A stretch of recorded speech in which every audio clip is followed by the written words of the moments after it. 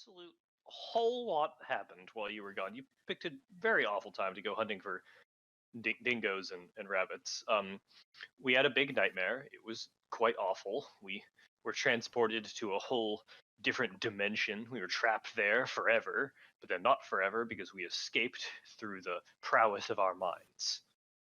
But almost trapped there forever. And now we have this. Sounds like you guys been tripping. The little bottle with the Ixwain stuck inside. The piece of Ixwain. This is proof that everything was not just a big dream.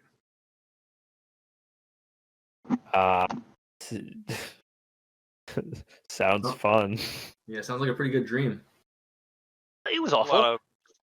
There's some pretty good festival things, although I'm told that they get a little old after the second or third week. The whole started out very fun. It just, at the end, was not so good. We all got out. Well, most of us got out.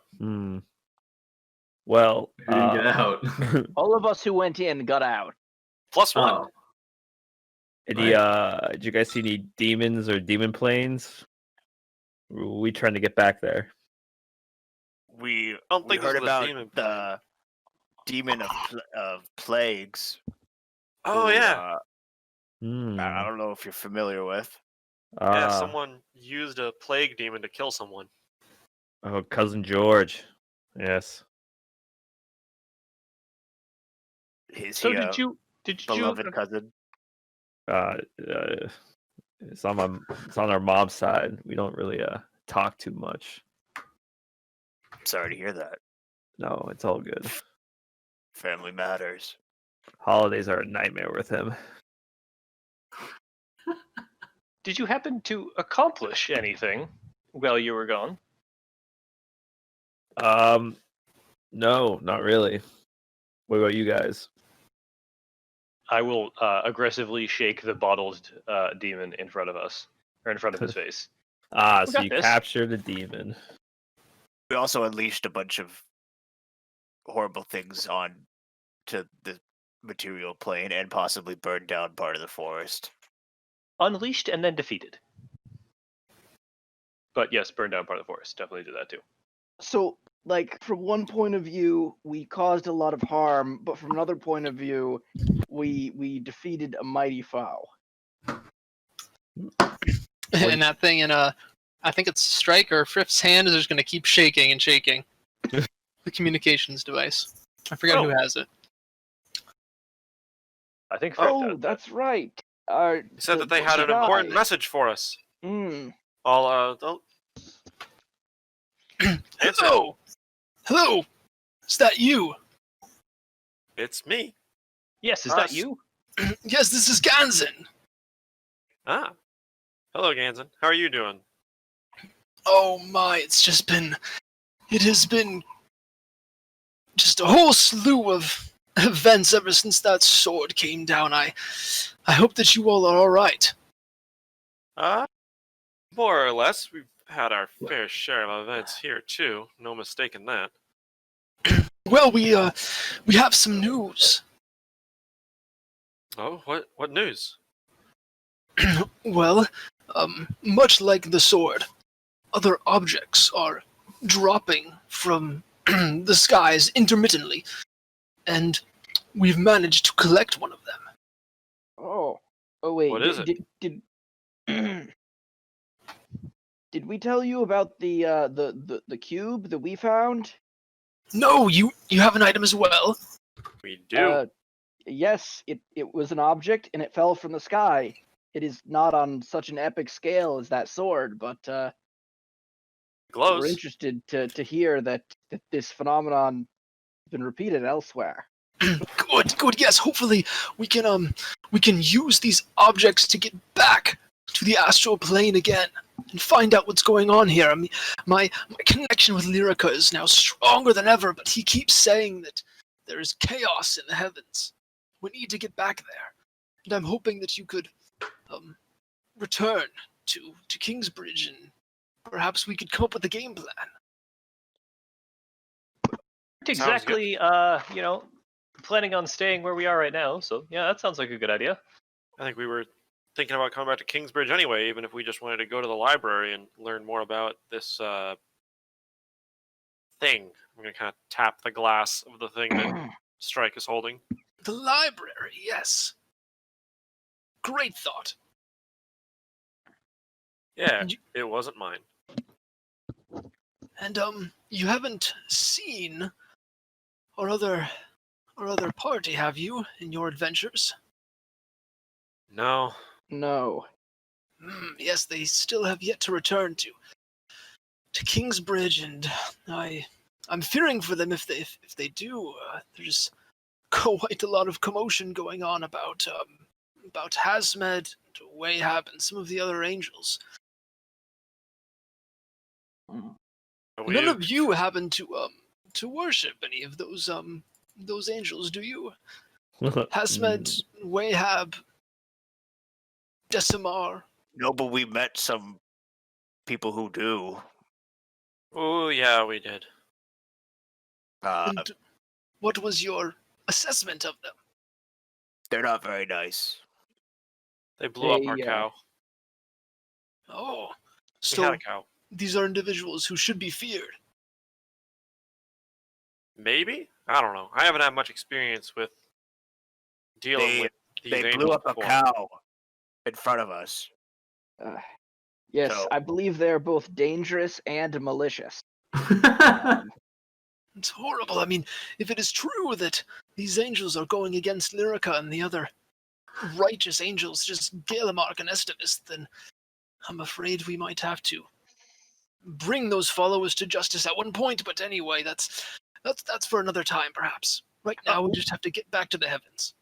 How much of a Um, problem would it be if a member of our party supported one of those angels, or we hung out with people who supported one of those angels? Just want to make sure, as we're meeting new people, do we need to first ask them to declare their allegiance, or like how bad are things right now? Everyone who is a known worshipper of one of the four is being questioned by the Rentham military. Some are being put into confinement. Others just monitored and kind of shaken down for now. It appears that the King Allard, is still not exactly sure what he's going to do with these people, but it is now against Rentham law to worship any of these angels within the region. Actively.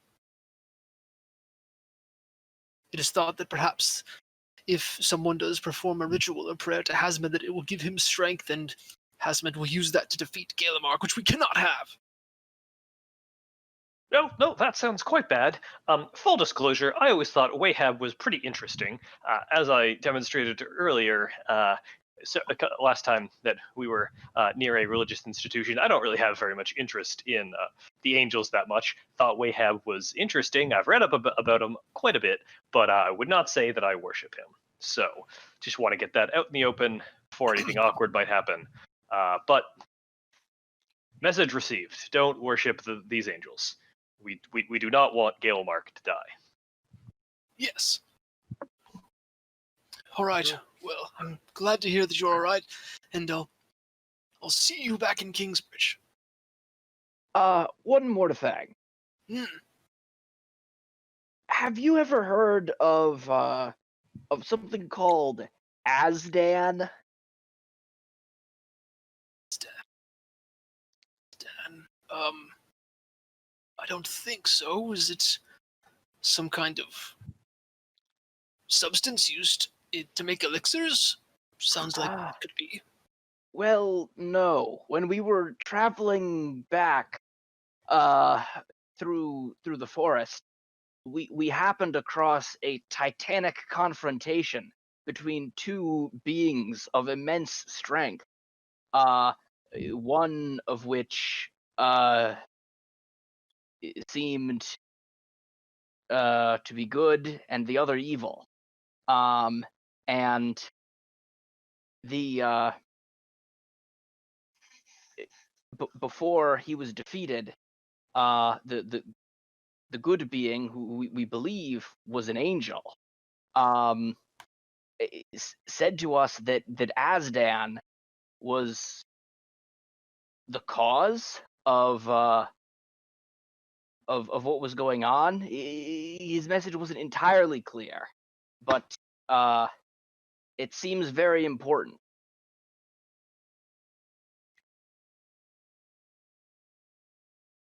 Interesting. Perhaps going to that library is in our best interests to see if we can research this Azdan. Hmm. Well, sounds like we should meet up in Kingsbridge then.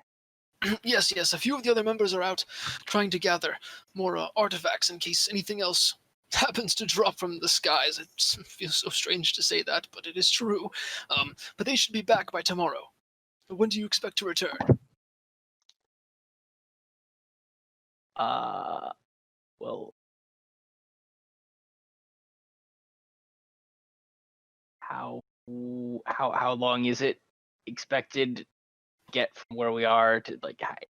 You guys are like about a day and a half away. What if we were to make a slight detour to head past those three angels guarding the sword? Would that significantly delay us? It probably add another half a day, so you guys would probably make it there in like 2 days instead.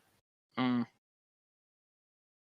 I mean, it's like the morning right now, so if you guys like, are going from dawn until whenever, like you can arrive in Kingsbridge like, after nightfall, like on today, if you do no stops. But if you stop, you'll have to like rest somewhere and then probably make it back like the next morning or afternoon. This is probably decision time then. Team, do we want to stop by in Seven Oaks on our way back to Kingsbridge? In which case, I think we'll definitely have to stay at least one night somewhere, perhaps there. Or do we want to head directly to Kingsbridge? No stops. I'm not really excited about the idea of spending another night outside of the city. As exciting as it was to experience a whole day's worth of Spirit Hollow in one night, just kind of feeling like it might be nice to get a good night's rest inside the city, rather than spending another night, in a town nearby. I agree. Yeah, is there a reason we think we wouldn't be able to go check on the swords, the next day after we see Ganzen? No, I don't think so. I guess it's just possible that if wherever we end up heading from Kingsbridge, based on whatever information we find at the library, might be in a different direction from Seven. In which case, it would be more efficient to stop over at Seven Oaks first. But I am inclined to agree that we should head directly to Kingsbridge. I think I'd also like to learn more from the library before we attempt to talk to those angels again. It's true, they didn't seem very cooperative. We should arm ourselves with all the information we have available for speaking. Awesome.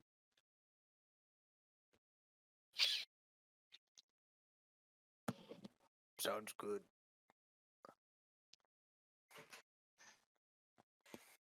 Okay. So so you guys are going with the plan of heading back to Kingsbridge. Yep. So we expect to be there after nightfall today. Indeed, yes. After nightfall today. Give me a sec here. Okay. And you guys will hit the road, leaving behind the dwarven town, which welcomed you with open arms at first and then was asking you to leave by the end of everything, which you did so graciously. And you guys travel once again through the Tibris Pass. What is that pass that connects Sungar to Rentham?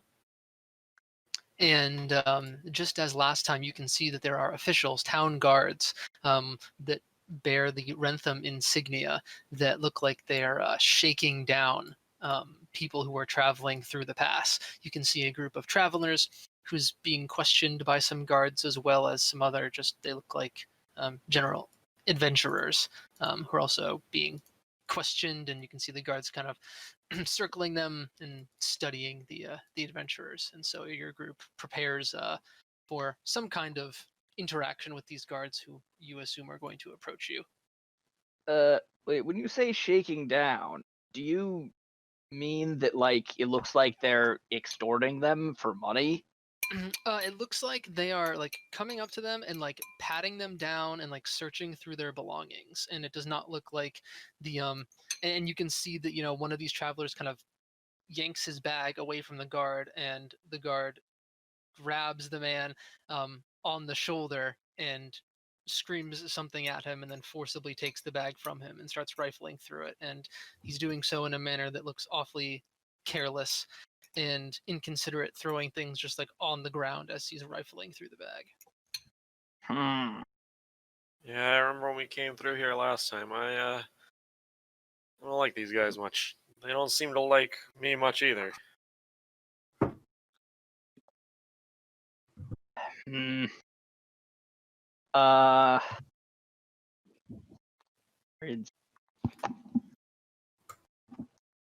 I am going to approach the guard that is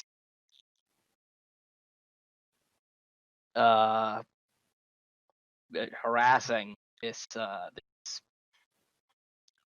adventurer.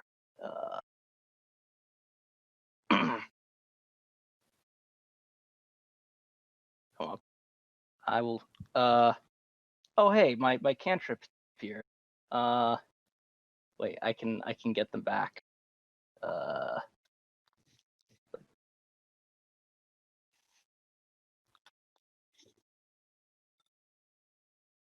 I am going to say to this guard, "Soldier, what do you think you're doing?" Oi, just be making sure that town of Rentham is safe. These travelers are coming in, and just gotta make sure that they're not gonna be spitting any kind of foul words about certain angels. Keeping Rentham safe. I mean, they look kind of shady, don't they, sir?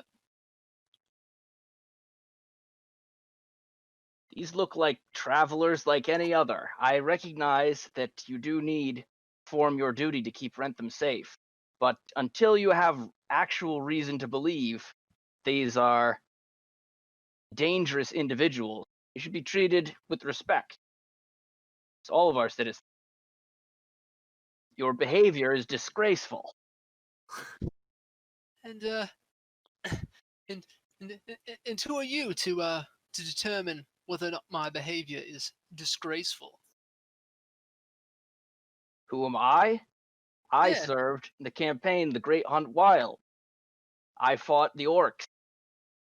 Real combat against dangerous foes, not picking on helpless civilians just trying to go about their business. And his eyes will kind of dart around Murdoch, and he'll notice some kind of sigil or crest or medallion that Murdoch has on his person somewhere that indicates his status within the Rentham military. Right. I mean, of course, it's just like anybody else, aren't they? All right, carry on then. Sure. No problem. And he'll go up and he'll pick up some of the things on the ground. Yep, right here, back in the bag for you. There you go, citizen. And he'll kind of dust off his shoulders and pat him a few times. All right then. Off, as you were, off you go. No problems here. Oi, guys! Look, you guys look like they're in ship shape, don't they? No hazmeds. None of y'all like hazmeds, do you? What you have? No, none of you. All right, good then. Cheerio. On your way.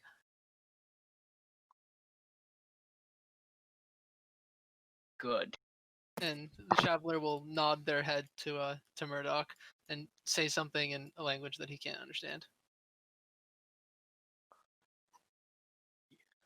You really showed them.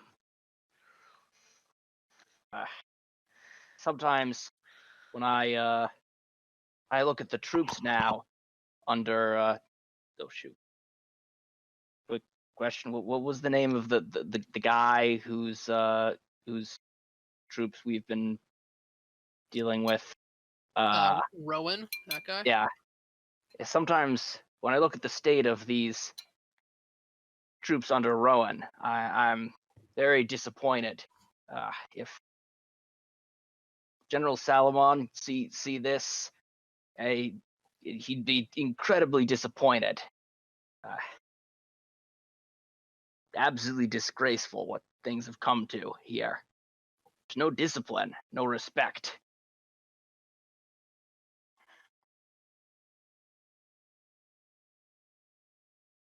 We're just gonna try to walk like as close as possible to Dunbar, just like staying in his shadow. Yeah, your party's definitely gonna get a few odd looks from the guards, and they're gonna be like whispering amongst themselves as they're studying you while you're passing, but they're not going to take any kind of action. Let's see. You can gain inspiration, Murdoch. Oh, thank you.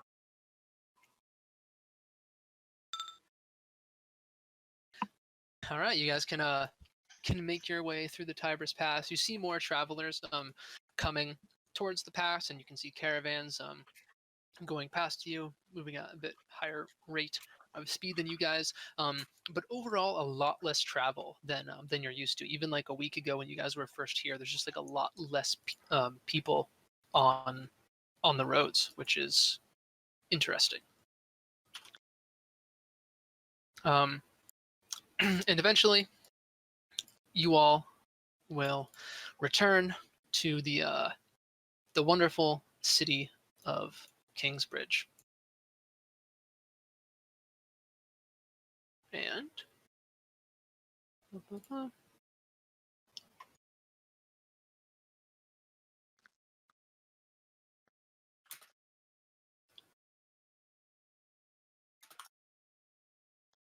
as you guys are entering the city, can see that things appear to be kind of as they were. Not a whole lot looks like it has changed. You go through one of the main streets in town, and merchants are still active, and people are roaming about and doing their typical things in Kingsbridge. And you can hear these merchants as you're first entering. Here, hopefully these are visible. You guys on the new map? Loading. Still loading. Still loading. All right. Well, it's not super fancy or anything, but they're like this group of merchants as you guys first enter, and they're going to be screaming and shouting, "Get all your gear here! 50% of proceeds go towards the fight against Quinaria. We've got to beat the Ice Queen. Come on, guys, get all your great merch here!" And they're like waving around like T-shirts and flags that say like "Down with the Queen, up with King Allard. We can beat the cold." Seems like they're trying to do some campaigning for this battle up in the Hunt Wilds against Quinaria and the Ice Queen, which is new. They didn't used to have that. And besides that, things look pretty normal. You guys are going to get a few strange glances from guards, and they'll look like they'll approach you, like start to approach you. But as they do, they'll take a look at Strike and Murdoch, and as soon as their eyes meet with one of them, they'll just kind of like hand up and do a little head nod and just kind of like divert their attention. All right. Upon noticing this, Strike will straighten his back and start strutting a little. So, there's a war down here and a war up there now?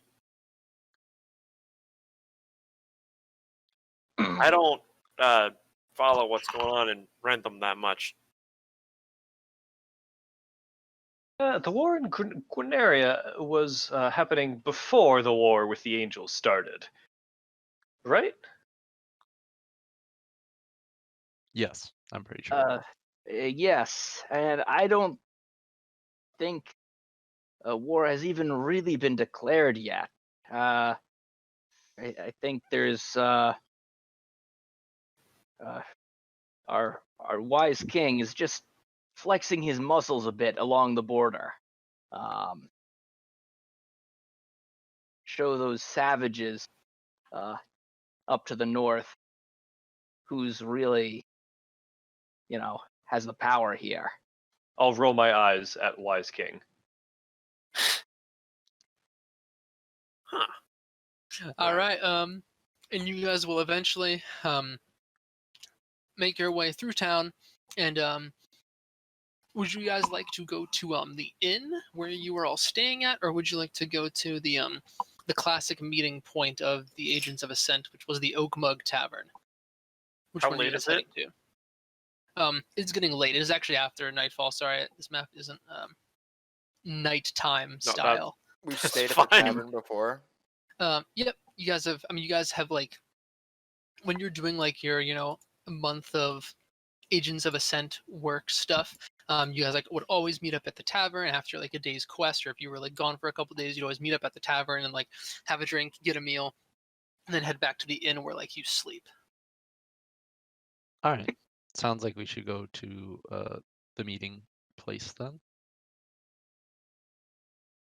Agreed. Actually, we should have talked with Ganson about this before, but we forgot to. Can we ask him right now? Yeah, we still do have our We've communicator. arrived in Kingsbridge, and where do you want to meet us? Is it like a two-way communicator, or does it only communicate in one direction? It's two-way, as far as you Oh, know. okay. We could just ring him up whenever. I mean, you haven't used it yet, but you all assume so. That's how it was described to you, at least. Oh, sounds excellent. So you guys can kind of shake the the device and press like one of the only like 3 buttons on it, and it'll start like shaking and vibrating, and light the middle like crystal will light up, and yes, hello. Is something wrong? What's going on? Ganson, it's Sugar Ray. We just got to Kingsbridge. Where should we meet you? Oh, wonderful. Yes, the other group just arrived too. We're back at the inn, but if you're hungry or want a drink, we could always go to the tavern. I just figured that for our more private conversation, we'll want to use the inn. So, do you want to talk business or have fun first? I think is the question.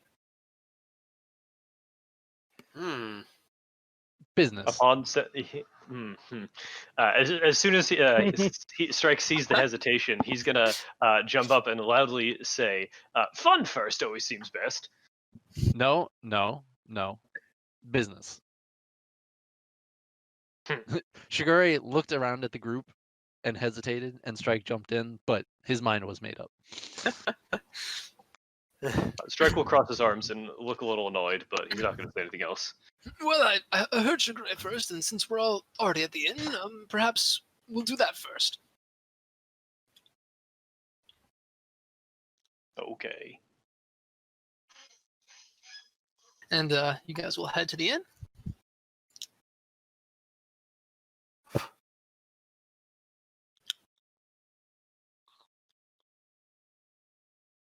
And see some familiar faces at the table.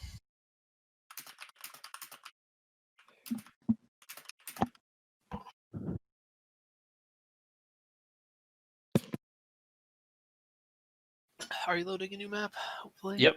Loading in. Excellent. Excellent. I'm in.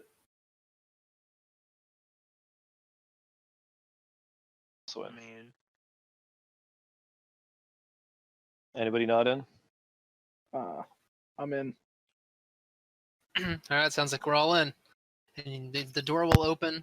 And, Not in. Okay. And. All right, and Ganzen's gonna get. You can hear some commotion in the living room, and he's gonna get up from the table and greet you at the door. It's so good to see you all again. My, some of you look like you're a little bit tired, but that I suppose is to be expected from a long journey.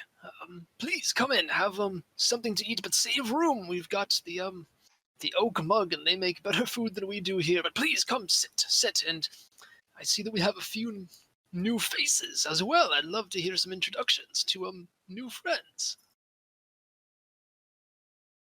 I see you've picked up a new face too. I think Sarah was not here before, was she?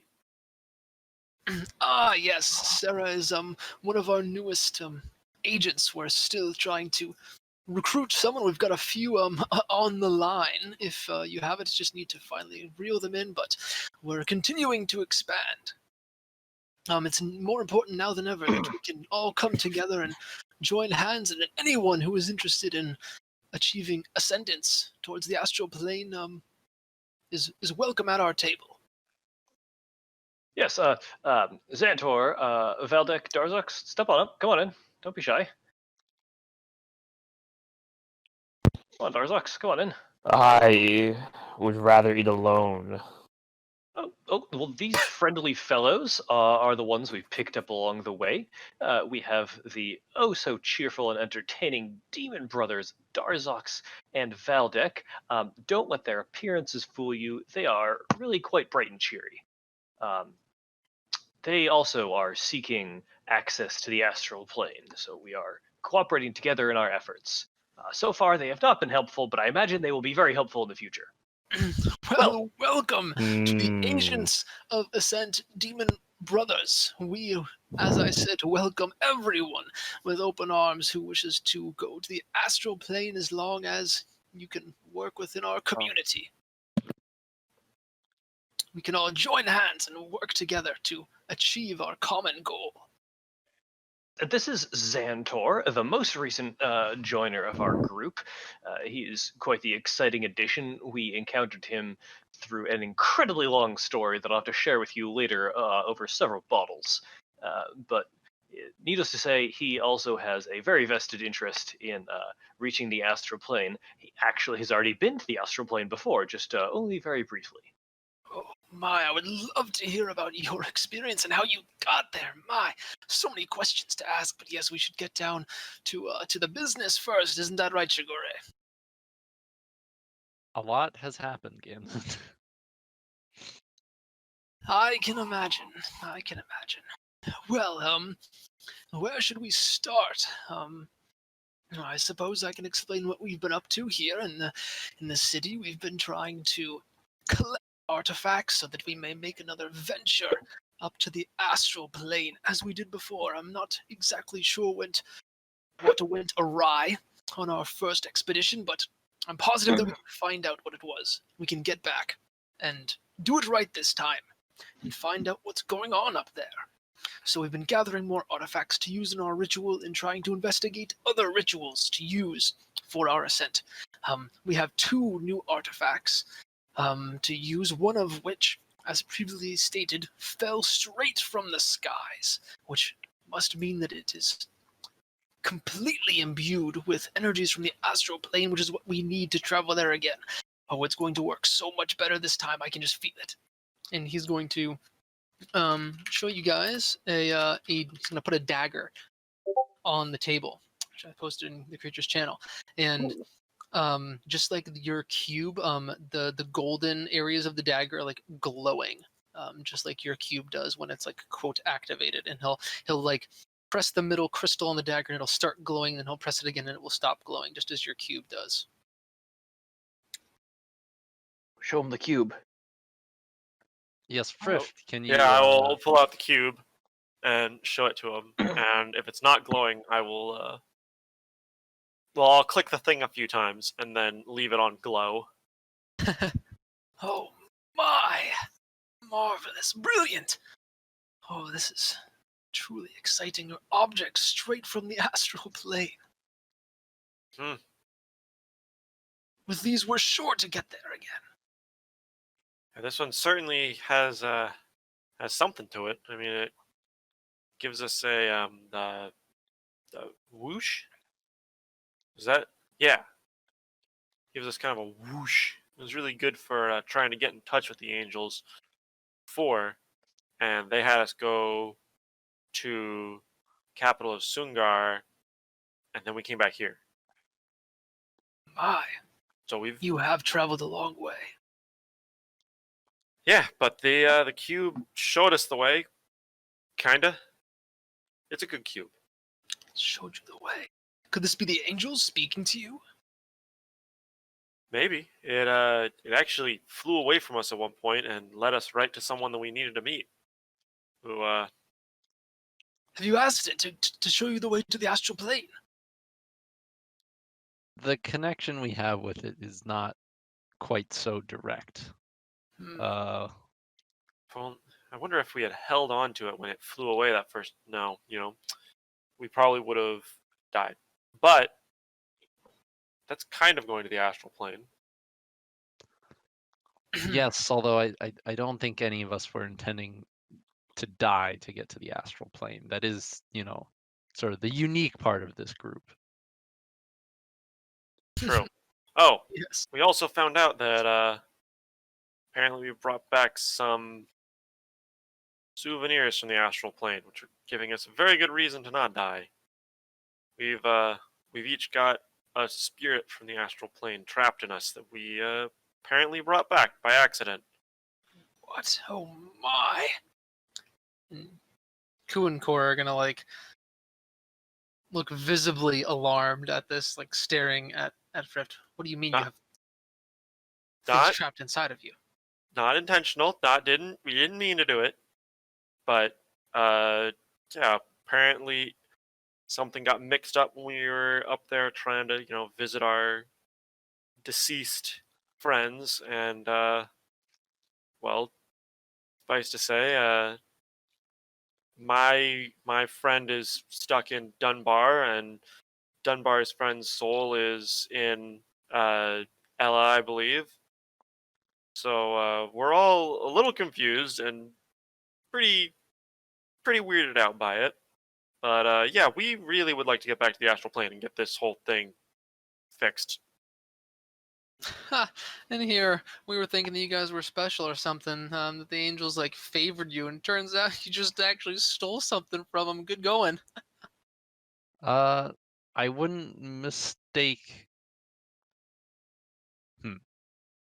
Blessings can come in unsuspecting forms.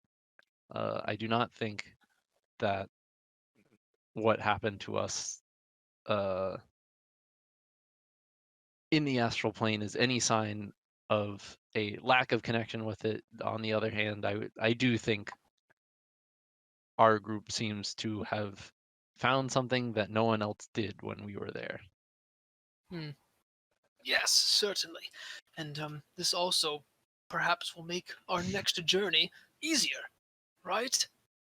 Which is what our goal is, and so that's what we should talk about now. What is the next step for going to the astral plane? By my estimates, I mean, again, it should be easier this time, but I want to get even more artifacts than we had last to make sure that it works properly. We'll probably need at least 3 to 4 more artifacts in order to perform the ritual again.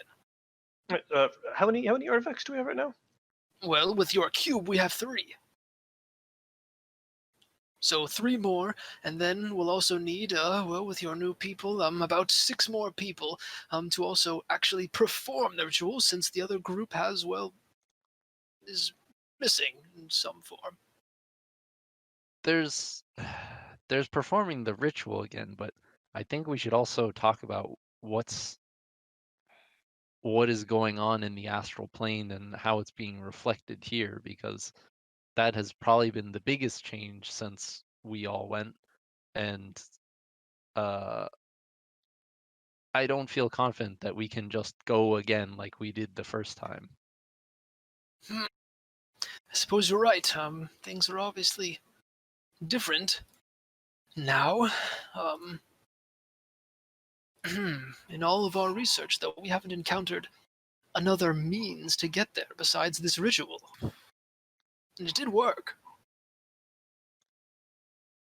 Although if some of the angels are going against the others, perhaps the gates will be more heavily guarded. If I mean, who knows? Maybe Hazmed is spending some of his energy just making sure no one else can come and help the angels.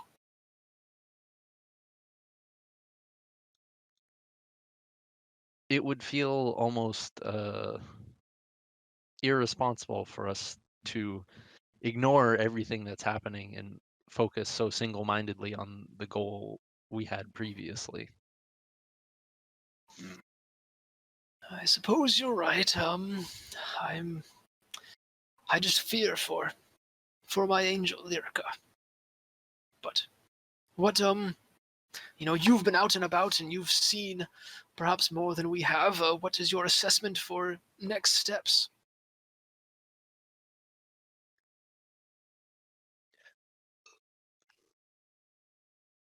All We we gotta know is deliver that that things message. are. Message.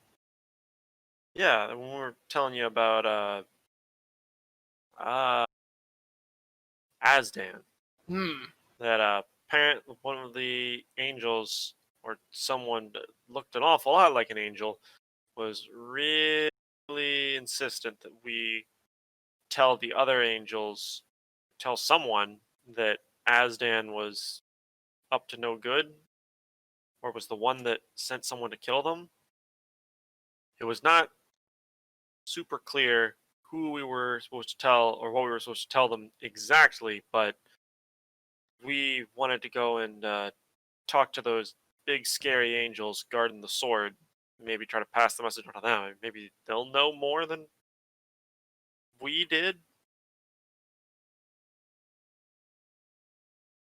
My feeling is that we have some role to play in the conflict that is going on in the astral plane, and that we need to understand properly what that role is before we can act further.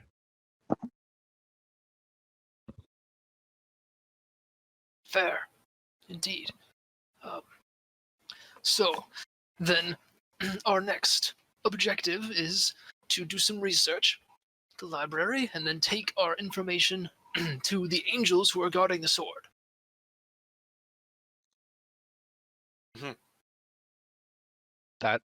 That is the best I can come up with.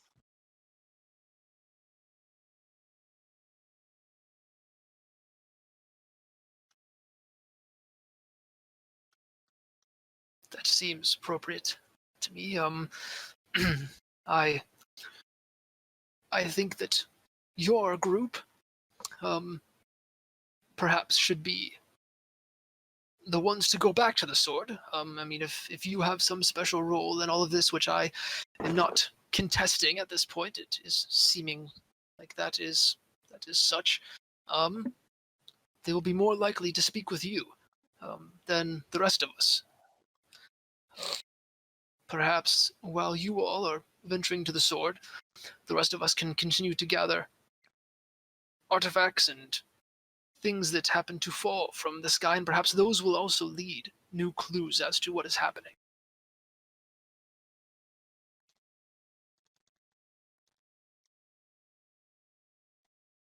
But we don't need all of us to search for things. I mean, it's not like a new thing is falling from the sky every single day.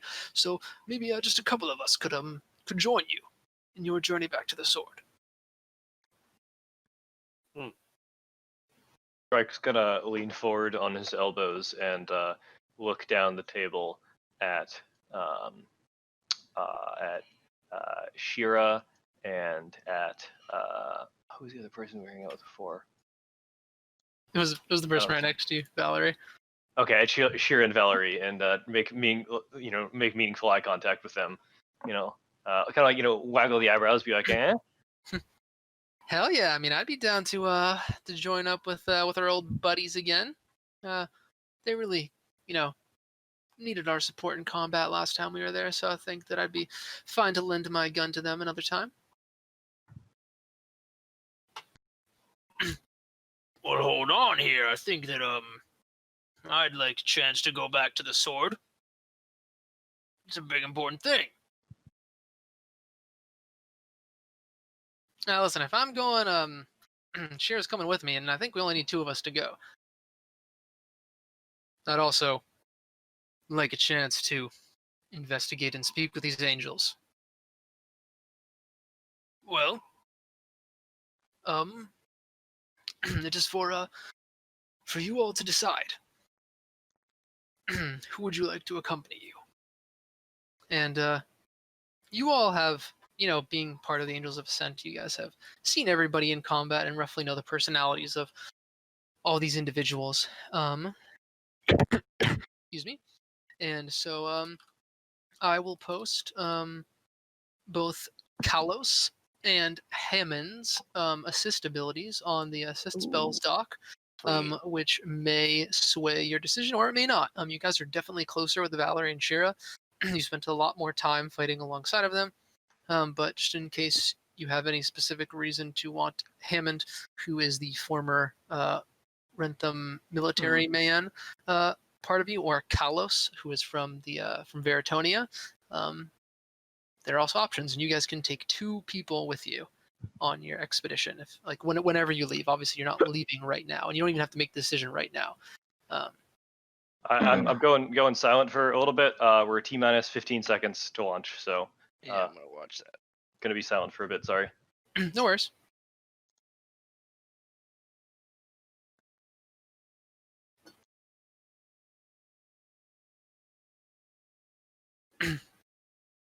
Ooh.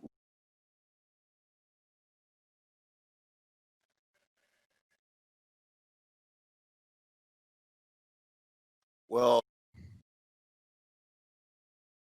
out of game, as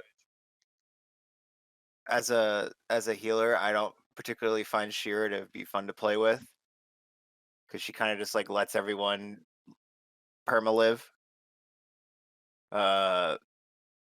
So I would I mean, as OP as her ability is, it's not as fun to have around.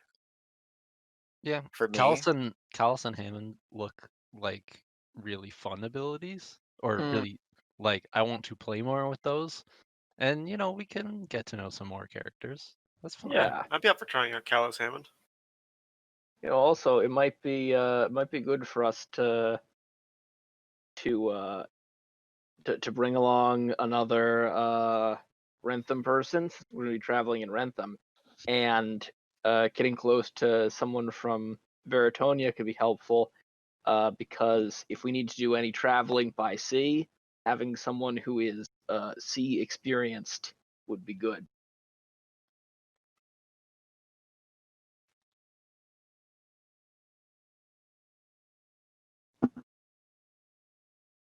All right, we're back to in-game. This conversation. Right. I'm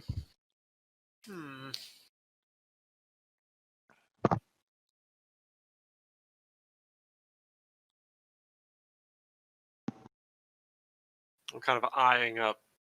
Come on, you guys 4 know people. that. You guys go way back with Shira and I. True. But we're only going to a library. I don't know if we need your combat prowess, Valerie. Well, I mean that's fair. I mean, books don't really need to have bullets shot through them. But what about those angels? What if they give you a hard time? Aren't you going to need a little bit of beef to support you? I'm not exactly sure if Callus and Hammond are really up to it. Oh, please. Fought in the Rentham military for years. You can take some stupid angel, and besides, no angel is going to attack us. I mean, maybe if they saw you, they would. All right, everyone, just calm down. What is your decision?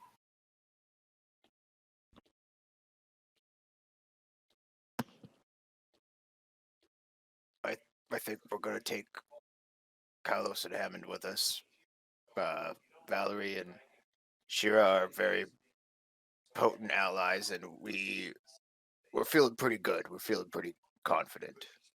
So with the addition of Xantor and these demon brothers, we like to get to know some other members of the Ascent. Ha! I mean, come on, it does make sense. They picked up 3 new people, so I guess it does make sense to just make sure that the 2 parties are evenly distributed in terms of power level. So makes sense that Sharon would stay behind.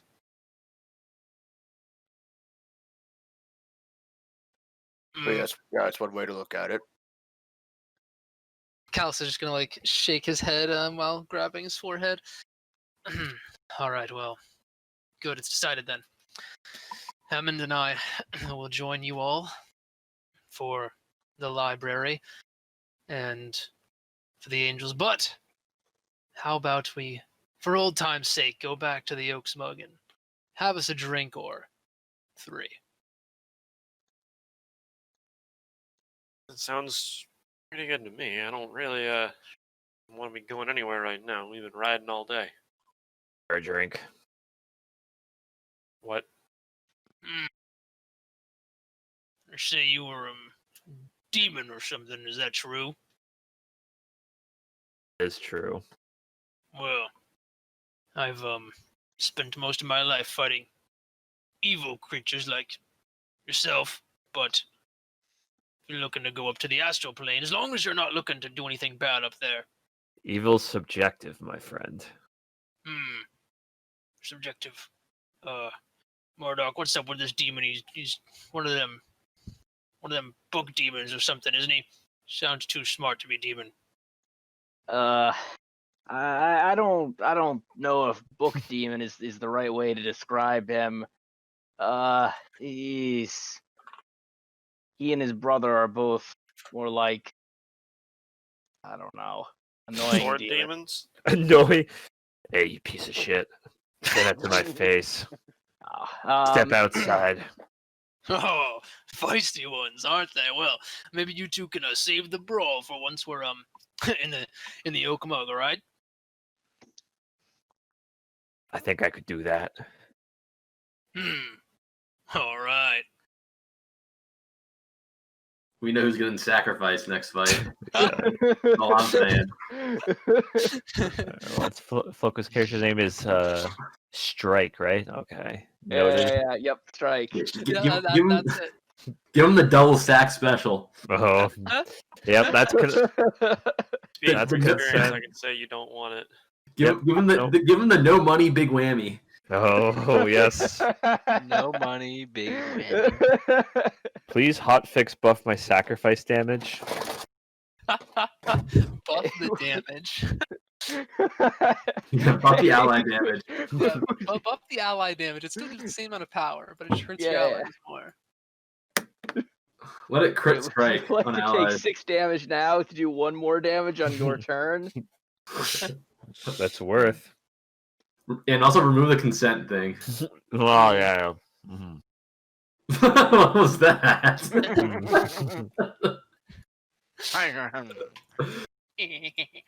All right, you guys are gonna go to the Oak Mug Tavern, which is bumping as it always is, and you guys can get your own table over there and sit down and have some food and some drink and just an overall wonderful time. Hanging out with the agents of Ascent, who will exchange stories about their travels since you guys have been gone, and you guys can also disclose any information about your journey that you would like to. And I guess I should ask if there's any information that you specifically want to conceal about anything that you've encountered or experienced, because I assume that you're going to be telling them pretty much most of what happened, I guess, is my assumption. Think there's anything we want to conceal? I don't think so. I mean, I'm probably just telling him everything. As much of like an overblown way as possible. Okay. If anybody has thoughts or feelings about if any information should be concealed, speak now.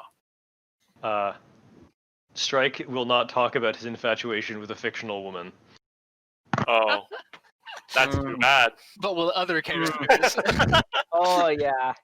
Strike's not going to say anything to anyone else in the party, but when people start talking about it, he'll try to like divert the conversation. He's gonna try his best, but Valerie is really gonna be interested to hear this one, especially. Sounds like my boy Strike is a man of culture. He certainly is. She really fell for him and made it all the way through the haunted mansion with us, and then at the end of it all, we all get back to the real world, and poof, she's not even there. That is very, very strange. This whole haunted mansion and dream world. I mean, it's really is something. I wish you all could have been there. Some of you look like you could really mop up in some of those carnival games. I think one of the people that we competed against was an actual child, and Murdoch really showed her what for. Oh yeah. No mercy, that Murdoch.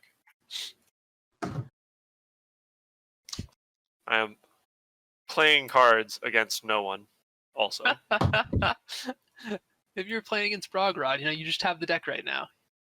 oh okay. I'm playing against this Rose. No, just the cards are there. You and Brogrod can play some something, whatever you want. You guys are Valerie playing will- solitaire together. You guys are playing War. Oh. Yeah, something like that, maybe. Valdek's gonna try to talk up this hostess. Hostess? A No, hostess? no. There's a Twinkie on the table. He's trying to get some action. Oh, there's a Twinkie, all right. Wait, that's also hostess. Brad's trying to get some of that coconut action.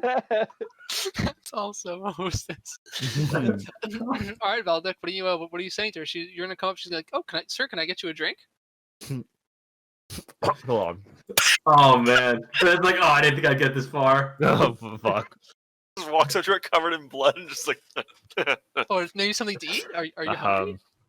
Ever been with a demon before? A demon? No, I can't say that I've ever seen one of those before. You do know that Spirit Hollow was 2 days ago, right? What Or you spirit? just What? or What's- do you just love the holidays so much you do it for a couple days after? Fuck. Valdek's gonna get real shy. Didn't think he'd get this far. He didn't go back. It's a very believable costume for what it's worth. Fuck. Well, thanks for my daily dose of cringe, Brad. This one's going in my I cringe. cringe folder. compilation. Valdek can gain inspiration for trying to trying to do something, even though it didn't pan out for him. Hmm. Mm-mm.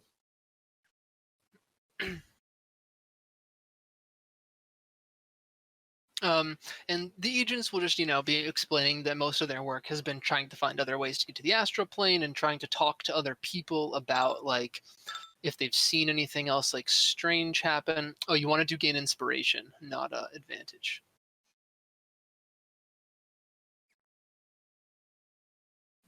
Valdek. It's the, like, blue button that's, like, says plus on it. in the Oh, case yeah, that- I already have it. Oh, gotcha. See, I'm just gonna do this for you. Look at that, he's already inspired. And so yeah, they've been like asking the other villagers about like what they've seen and like what they've heard if anybody's like traveled to other places, and seen anything with the angels of things falling from the sky. And the general consensus around people in Rentham is that like everybody's pretty freaked out and scared about what's happening, but there's a lot of trust and faith in King Allard and his ability to keep the people of Rentham safe. And so even though people are kind of nervous about what's happening up in the heavens and like they're scared that like some kind of like other big sword is going to fall and like hit the city, they're very confident in their king's ability to protect them.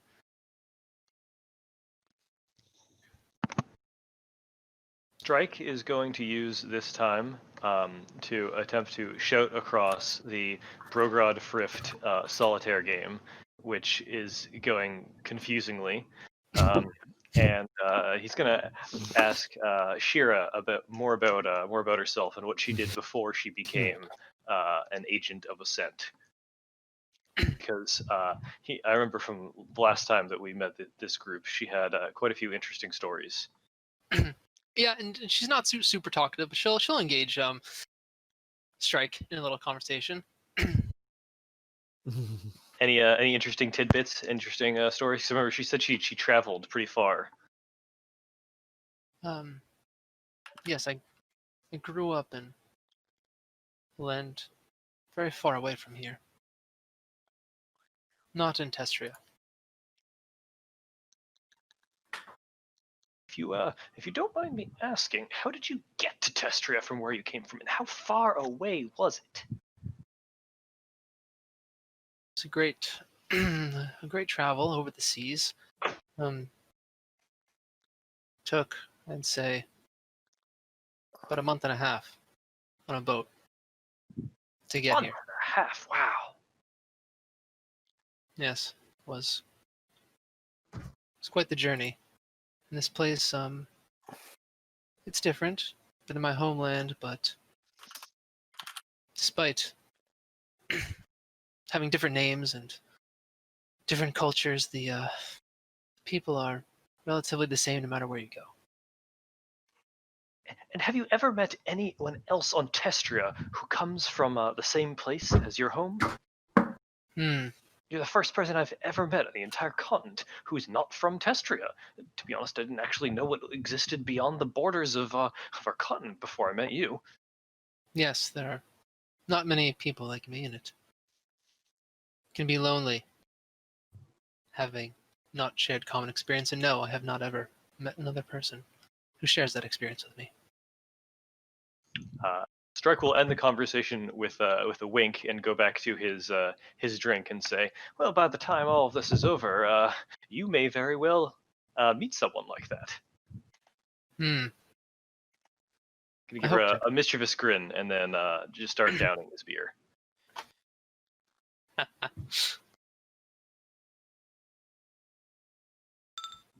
You can get an inspiration strike. I can. You are right. You can.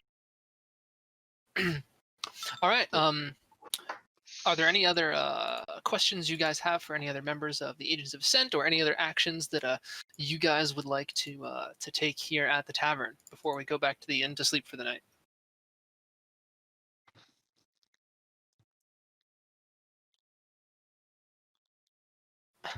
See if you guys can win solitaire together. Yeah, definitely.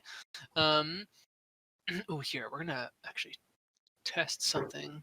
Now that we have the opportunity to, give me a sec here.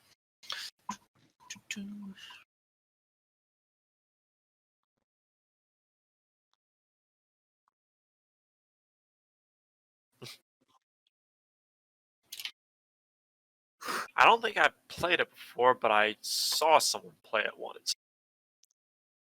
You just put the numbers on the other numbers and do it with the opposite color, the same color. That's not right. There's 4 stacks, and you have to go 2 to ace. Wait, is this in game or not? Oh wait, I thought we were. Were you guys doing in game? Yeah, Oh, I know how solitaire works. okay, I don't. Oh my god. Oh my god. Excuse my brother. He has this stimulation disorder with YouTube. This demonic thing. Yeah, it's an app. You guys haven't heard of it yet. It hasn't come to your world. It's definitely genetic that my brother also has. Not genetic. I have ADD. Completely different thing. No. ADD is something that's not genetic. Testing. And I have it, and you don't. He has something called copyism. He just copies Sorry, we mine. also came back from the penis doctor today, and they had to cut his off, so he's a little testy. It's fine. Strike is gonna just absolutely spit his beer all over the table. At least I have my testes. But yeah, you're all balls and no dick. Valerie's also going to be cracking up. She loves this. Okay. Let's try to Brogrod or Frift. Click on yourself and then click the Quest 1 button on the campaign overlay. Let's see if it works.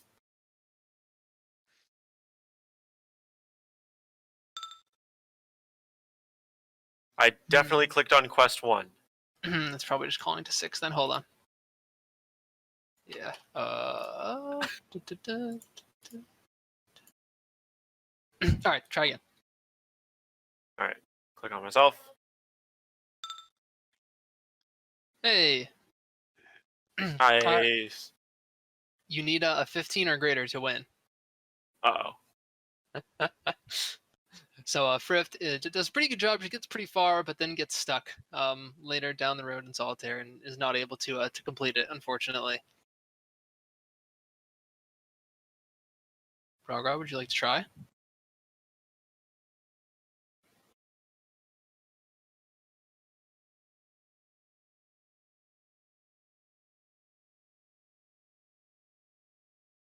Mm-hmm.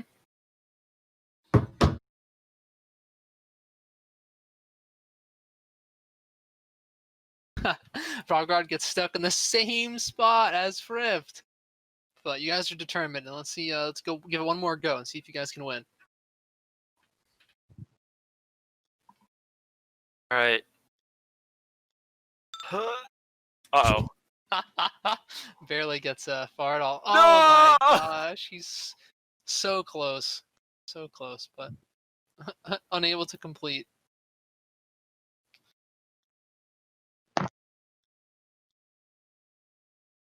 And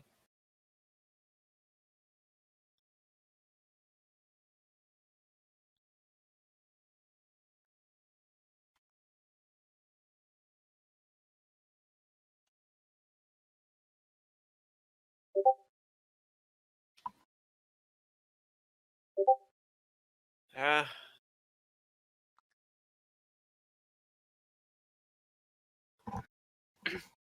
all right, any other actions you guys would like to take here at the Oak Mug Tavern? I will kind of momentarily be looking at the cards and scowling at them and conjure a little bit of fire in my hand, but then snuff it out and just take a big drink.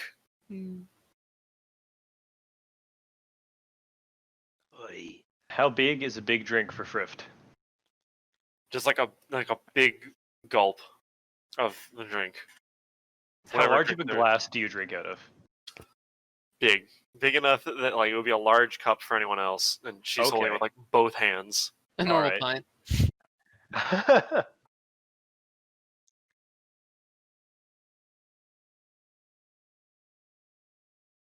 All right.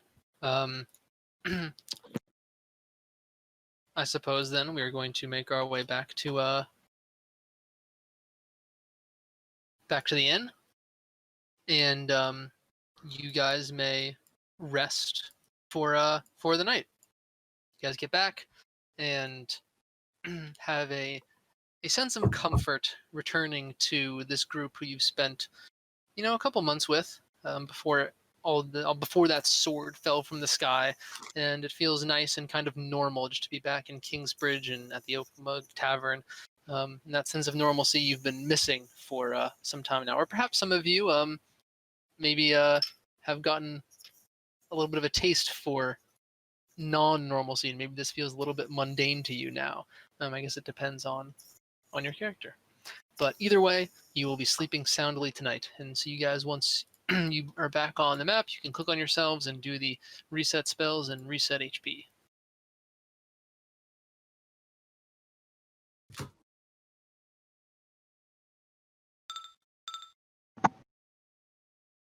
How do you do that again? The two leftmost icons on your gray bar above your spells.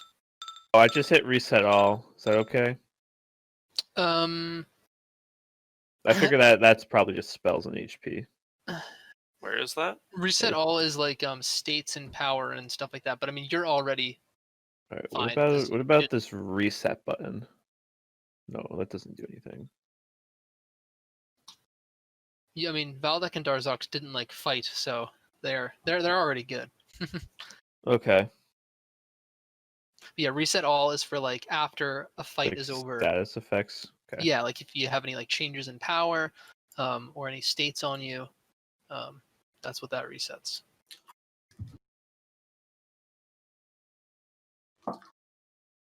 I'm gonna do this for Ella. I'll do it for. Oh, there we go. Yeah, you got it, Dunny B. Mm-hmm. And I gotta.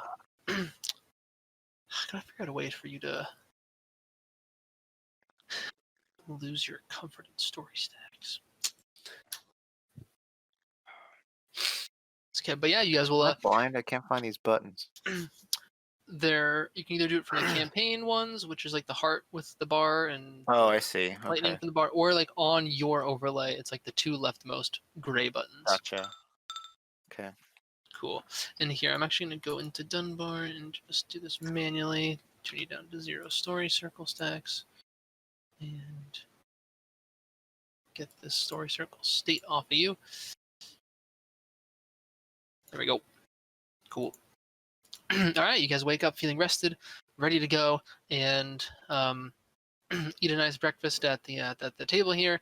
And begins to say, "All right, so the party. I still don't know what to exactly call you guys. I mean, we're all the agents, but your party is kind of, you've fleshed out a certain subgroup within the agents, and I'm still not sure what to call you, but whatever that is, you will be going off with Kalos and Hammond to the library and then to the sword. And take the communications device, make sure that, and we will reconvene after you speak with the angels up there. Make sure to tell us what the next step is." Sounds good. We are going to be making our way.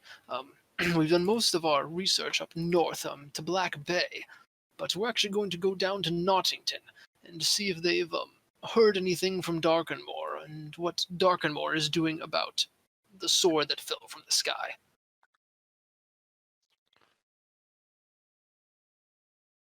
If we have to, we may even venture into Grimshaw to see what they're doing.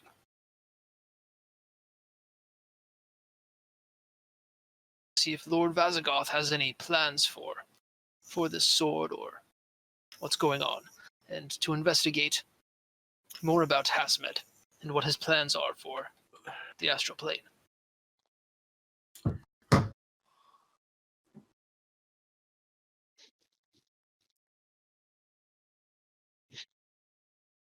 Sorry, I was gone when we made this decision. Who's coming with us? Hammond and Kalos. Was launch successful? Mission so far successful. They haven't not docked with the International Space Station yet, but they got out of off the Earth successfully, and the spacecraft is in a successful orbit. So it just needs to wait for a long time until it gets close to the International Space Station, and then they will engage docking maneuvers. So they've got a bit of wait time. Gotcha. Congrats. Hopefully nobody has to pee.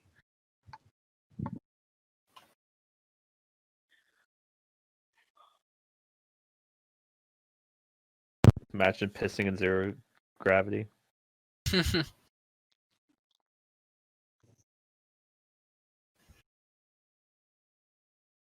only one thing that I could think of that would be worse. You Nice. mean? Yeah. Jerking it. Ooh, that's a good one.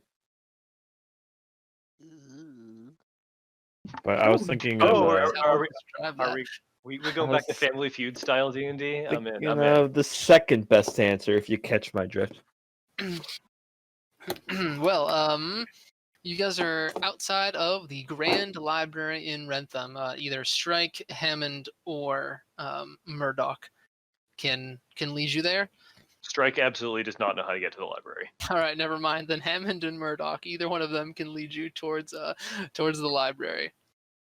And you guys are outside, and you're able to come in, and just like all people of Kingsbridge are, the library is free to the public.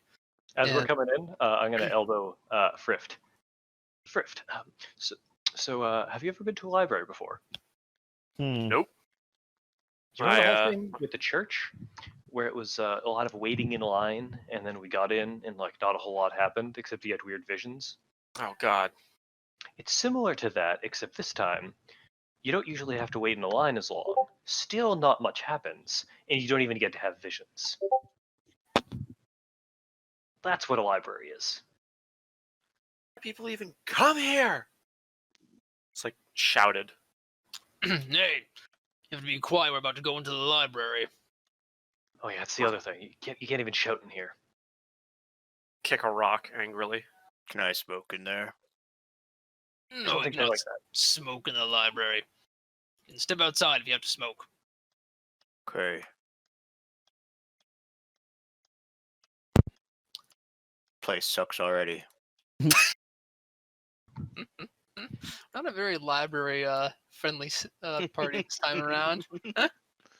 My old Uh, teacher used I to appreciate read a lot of solitude. books, but I don't know if I've ever been really one for him. I'd rather be in the book than read the book, you know? Nope. I'm gonna nudge to Dunbar and be like, "Hey, if you want to smoke it, buddy, this place gives me the creeps." Yeah, I mean, so many words that I can't read. You can't read? Can't read. Everything I know is from word of mouth. Oh yeah, that's right. I forgot that it's canon that Dunbar can't read. Oh my Because of god! the freaking chapter thing. It's just a bunch of papers everywhere Chapter and no 2 life. drawings. What sort of looks are Valdek and Darzox getting? Actually, and Dunbar as well. As we're walking through the city, are people just like Good staying questions, a little good wary questions. of us, or are they like actively looking like terrified and fleeing in our presence? A lot of people are looking scared. No one's really like actively screaming. The kind of like most overt inclination of like fear that you see is you can see like a woman and her 2 children and husband, and she goes over to like one of the guards, and you can see her talk to the guard and point at you guys, and the guard like starts to make his way over, and he'll just come up and he'll just talk to Hammond or Murdoch for a second and just ask them like if the other individuals, primarily Valdek and Darzox, are with you guys, and then Hammond and Murdoch will say, "Yep, they're with us. They're fine," and the guard will These we'll racist leave you guys alone and mofo's. go back to They don't see to the family. giant bear. They have an issue because we're Wait, what's wrong with being a bear? Valdek spits on the ground. He says, "Fucking humans."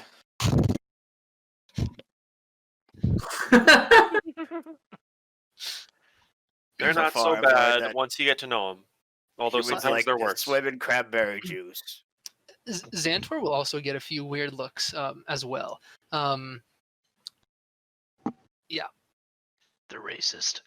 They are, dude. Yeah, actually, wait. I was wondering about that. How common are dark elves in Testria?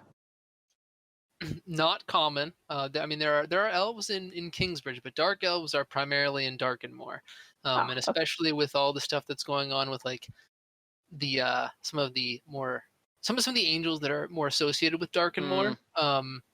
It's making people exceptionally wary of Xantor. We just need to wear like dark robes with like blue clouds on them to hide who we are. Wait, Wait. this PC group has the lowest percentage of human PCs I think we've ever had. The only humans in our crew are Strike, Murdoch, and Shigure. Is Ella a human? Maybe Ella. I think Ella is actually like a half elf. I think, Okay. but I'm not sure. Is there a mage in here? Shigure? Mage? Ella's a They can form just- of Sort of Ella. We don't have like a traditional like wizard type here. Hmm. Ella seems more like a shaman, She's like an animist. and Frith seems like I don't know, like a sorcerer or something. Well, I'm just saying warlock. we may want to keep this in mind you're right. as we're warlock. Yep. we may want to keep this in mind as we're traveling. Yeah, it's not a huge that- issue, but they could just like cast an illusion on us to make us look human. I don't think anyone can do that. Just yeah, you can. You have that ability that your power or whatever lets you do shit like this, right? I've tried doing it. I'm You- not much good at it. Well, I made myself look like a green dwarf, which is basically just a goblin. I just put my hood up. let's just did black not- robes with blue clouds lit. Does Anyway, Valak I'll- want to go to a shop and buy some different clothing? Valdic would like to do that. Valak just I would like to eternally join him. topless. Yeah. I before they leave to go get the shop, go to the shop. I would like to to point out that they should be careful not to buy clothing that makes them look like hazmat cultists. Which the earlier description of like dark blue robes with weird symbols on them kind of sounded like. Okay, clearly this man hasn't watched Naruto, but I think those actually were how the hazmat cultists were dressed. So yeah, we should definitely avoid that. okay. So after Valdic gets racially profiled, he's gonna say, "I'm out of here," and he's gonna go buy some clothes. Yeah, I'm gonna join them. All right. I'm gonna put this on the same map here. God, did you make a shop in the time that it took us to like make that decision? Oh no, I couldn't make it this fast, but I just have this ready, boys. You just have a shop ready at all times in case we choose to go to a shop. I do. Ooh, can I change my avatar if I find something that is like cloaky? Yeah. Nice. So yeah, everybody who wants to go to the shop can just scroll up and drag yourself up to the shop. And you guys can be in the shop instead of at the library. Valdic's gonna talk to Xantor. Darlok's gonna talk to a hostess. Hey, What? how'd you wind up with these mortals? Long story. You Where have am back. Essentially, I was locked in Dreamscape plane for, frankly, a really long time, and luckily your band of adventurers, I suppose, came and assisted me out of there. So here we are. Nice. Where are you from? I'm a prince of the Abyssal Plane. The old Abyssal plane, huh? You I ever didn't think demons came out of the Abyssal plane. Oh, yes, we do. Why was that a hoo-hoo? Why was that word a hoo-hoo? Hey, do you think we should have? Do you think they're gonna be okay? Oh, They're on their we own. should have sent a babysitter with them. I mean, I figure Xantor's the babysitter for one of them, but I feel like they might need two. Oh, we're for sure. We're for sure not paying for anything. I can. I'd be happy to babysit them if you need somebody to go along. You Sure, ever, that's probably a good idea. you ever steal before?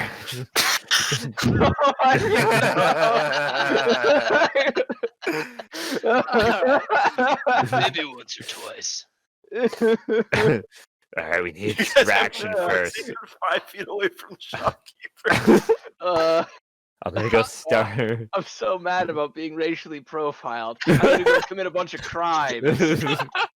Okay, all right, Matthew.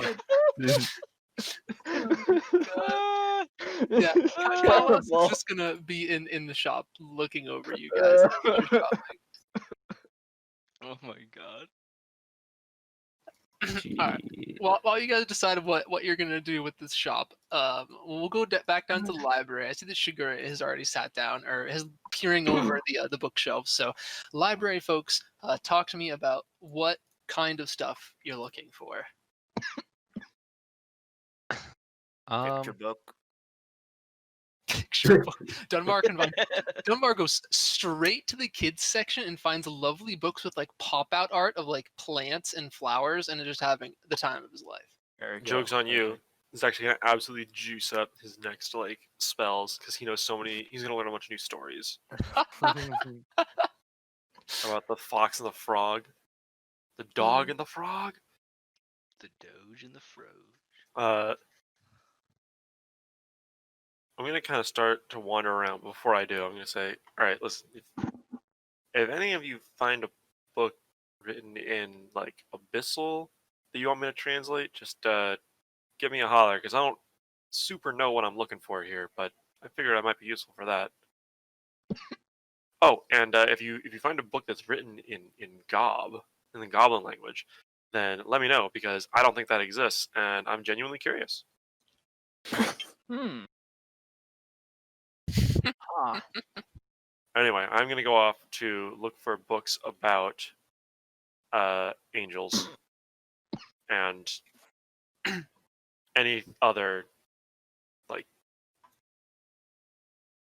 I mean, ideally something about Azdan, but I'm gonna look for things about Azdan in books about angels. Yeah. Uh, Similarly, also looking for Azdan, and Shiguri doesn't know that much about the other angels besides Ardius, so any like general religious works, and especially looking for if there's any mention of something like this happening before a war between angels, that would be, I think, the number one thing I'd be looking for. Okay. is I was wondering, is Strike looking for information about his ghost jar? Yes, I was. I don't know if Shigure, do you have anything else to say, or was that? No, that was it. Okay. Yeah, I'm gonna look for books on Spirit Hallow and see if I can try to find any non-fictional books about Spirit Hallow. Okay. That mention, possible situations like what we had here. Specifically, maybe Ixwain, mentioning Ixwain himself. Okay. Um, the angle I would like to take is looking for like just like mythological depictions of the angels doing things in general, like and anything where they show up and like directly exercise power. I'm looking for that to try to get a sense of like the capabilities of the beings that we may be dealing with. Okay, so the angels like exercising power like in the material plane. Is that what you're Yeah, talking exactly, Okay. in the material plane.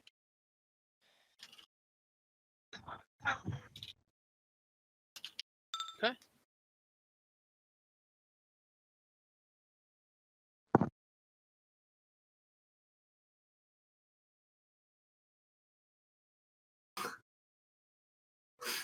Brogard, are you looking for anything?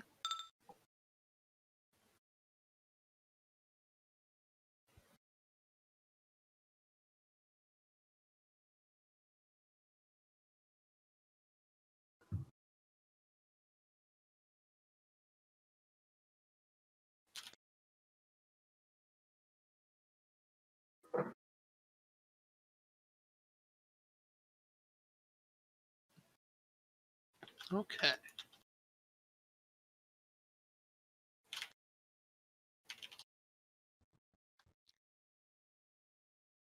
Like how to get them like on your side.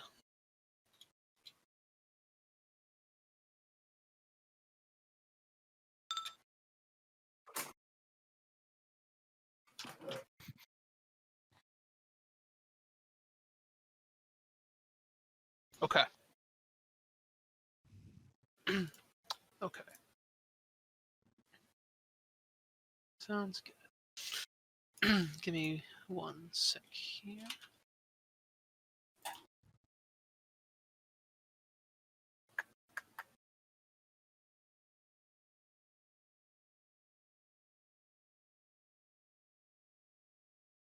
Okay. All right. So we've gone over Dunbar first. He's found some lovely books with some lovely, pretty pictures. He's doing a great job on his end.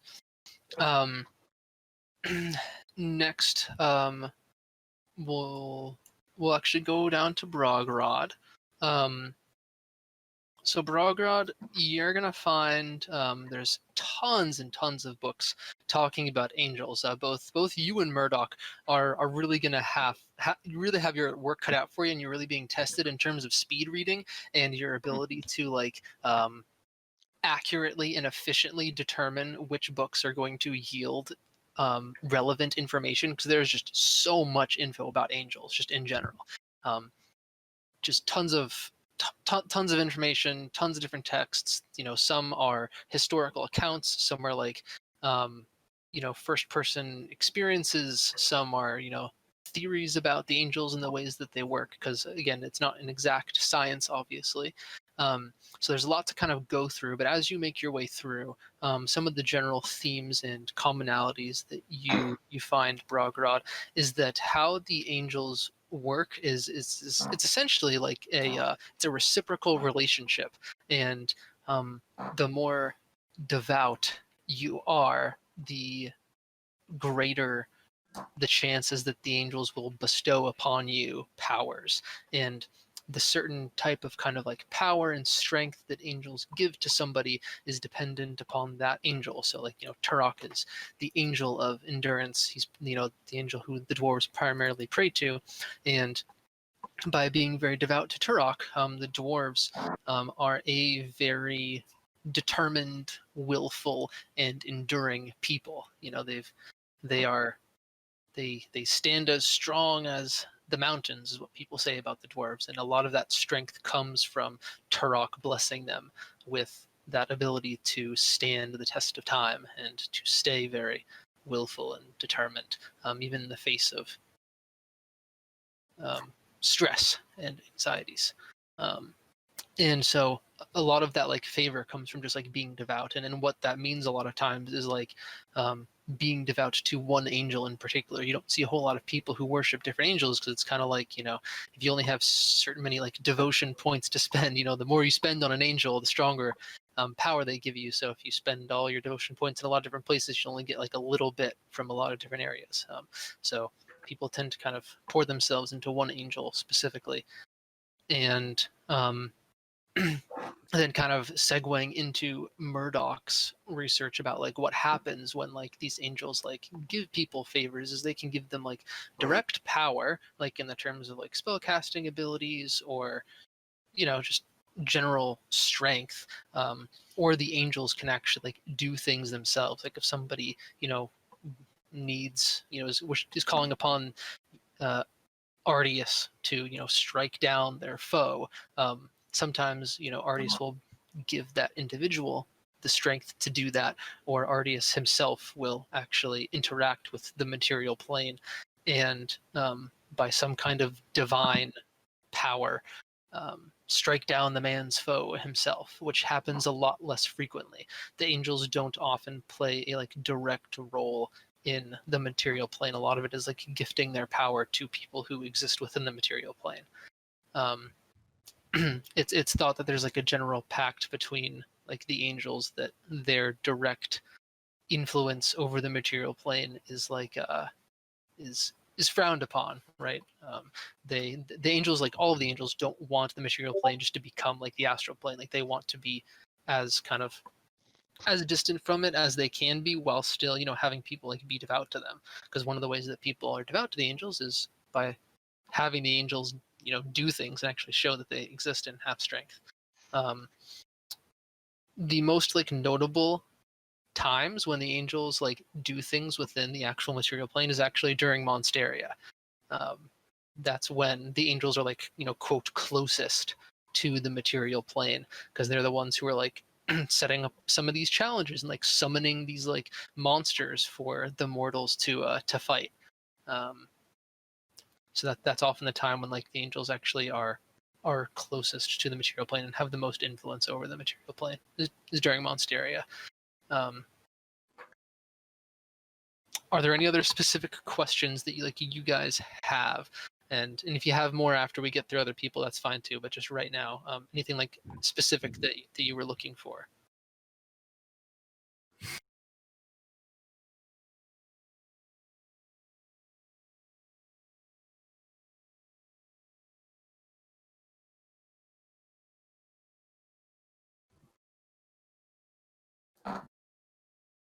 Um,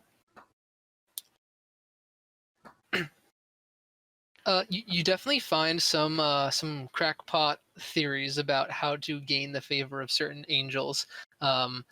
Like, I mean, with Ardius, some people think that how you gain favor from Ardius is just by fighting people, and so you've had people throughout history who just like will literally create conflict wherever they go in the name of Ardius and believe that that will give them strength, and that's not exactly how it works. A lot of these angels, they don't necessarily prescribe to like the kind of good and evil duality that maybe some of the older like gods did.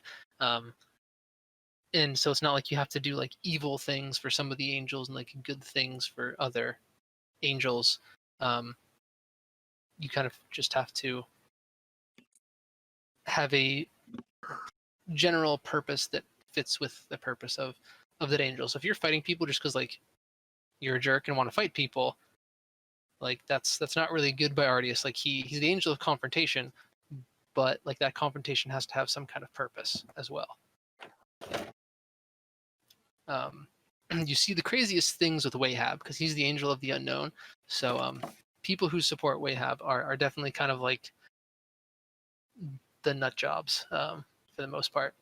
Craziest people. Hey, wait a minute. Because it's all about just doing random things to find answers to questions that you didn't even know what the question was. So those people are usually like the ones like on the fringes, worshippers of Wahab.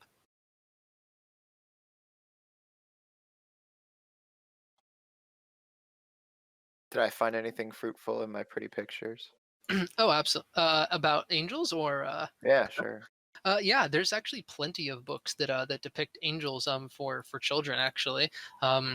It seems like they're trying to instill the young people of Rentham with the ideals of certain angels from a very young age. And a lot of the angels depicted in these books are Estivus, which is the angel of contemplation, kind of like the knowledge angel, Galamark, the angel of hope, and Lyrica, the angel of balance. And then the only other angel that you see is like Zulfur, the angel of passion. And then a lot of the other angels are kind of absent from the books. It seems like they mainly want people or children to gear towards those angels. But they're definitely there, even for kids. The angels are prevalent within a lot of texts. Galamark the most so. Sorry, I had to get up for a second. Did we already talk about what Shigure has found? Nope. Okay. Nope. Sorry. No, you're all good. We've only talked about Murdoch and Brogrod. So Murdoch and Brogrod. Any other specific questions that you were looking for answers to?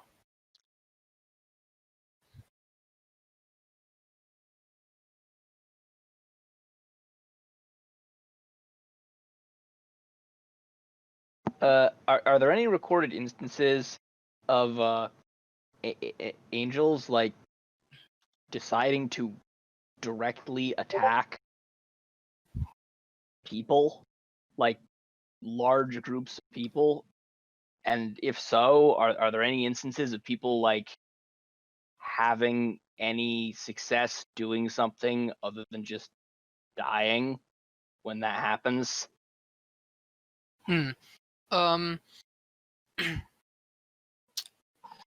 So it's tough question to answer because, like, I mean, technically, yes, that has happened. Like, for example, the people of Kahali, Kahali, which is is like the desert region of our map. So the people of Kahali, they almost all of them worship Sharla, like the Angel of Chronicles, and a lot of like the mages of Kahali like get strength from Sharla, and like they can use that. They've used that historically to like wage war against other regions. So like technically you could say that like it's, you know, Sharla's power that's like waging the war, but even though it's like Sharla's power, the like who's like actually like using that power, like who's like deciding what to do with it is like the people. And that's kind of how the angels work. They give power to people who they deem as like worthy of having that power, but then it's really like up to the mortals to then decide what to do with it. So it's like some angels maybe, you know, helping to fight a war, but it's like kind of by proxy. Like they're saying like this person deserves my power, so like I'm going to give it to them, but like they're actually the ones who are like deciding to like use it to wage a war. But like then they're still going to give them the power. So they're kind of like once removed from it, in a sense. Okay, that makes sense. So that thing that we saw in the woods where there were two big angel-looking things whacking each other with giant glowing swords and also whacking people when the people got too close was like completely unprecedented. Mm-hmm. Yeah. Okay. Yep. Yeah. If you're looking for like instances where like people have like seen an angel like in a corporeal form on the material plane, it's like, you know, once every 200 years or something like that. It is Okay. not common. And often it's just like as a messenger, not as like a I'm going to kill people.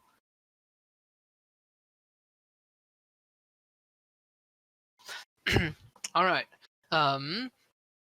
Next, we're going to move on to Shigure, who is looking for stuff about a war in the astral plane, and looking through a bunch of tomes and texts. Your search is it's easier in some ways in that a lot less books talk about this. You can kind of discard a lot of books, you know, right from the get-go, whereas Murdoch and Dunbar have to do a bit of reading since their topic is more broad. But you don't find a whole lot of texts that are talking about this topic, although you do find something that relates to this, and it's in this very, very old book. It is tattered and stained and completely dusty. And you're flipping through some of the chapters, and you can find something that is called. You find a start of a chapter that is titled "The Old Gods," and it talks about the astral plane and what it looked like before. And I have posted the page in the creatures chat. So Sugar, if you would like to read for the class, then that'd be great. The old gods once reigned over the astral plane before the angels. Powerful and capricious, the old gods caused much chaos in the material plane. Mortals were shackled by their will, and eventually this resulted in faith dwindling. Eventually, the old gods were contested by the angels. The angels, with the faith of mortals, banished the old gods to Abaddon, an empty plane without any means to interact with other dimensions. The old gods have remained in Abaddon since they were cast out of the astral plane, and the angels have no intent of releasing them.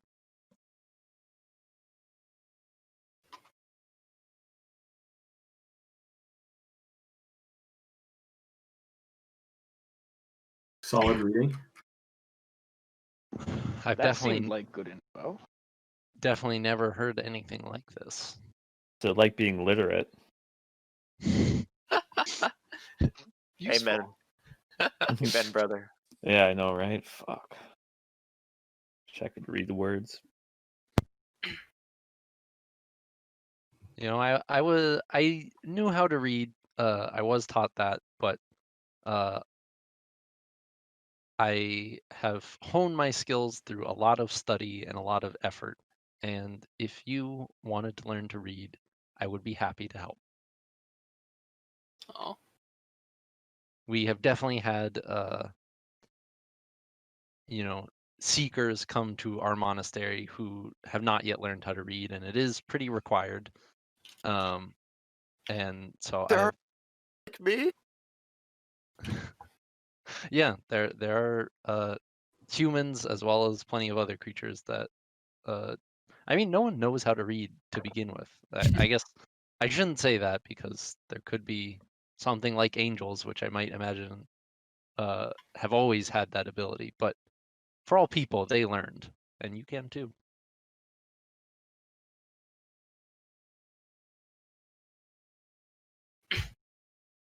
And as you're going through this text, Shigure, you notice another page that following it that also mentions the old gods, and so it piques your interest as well.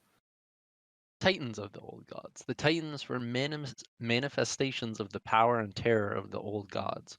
When the material plane would not offer appropriate sacrifice, the old gods may unleash the Titan's wrath.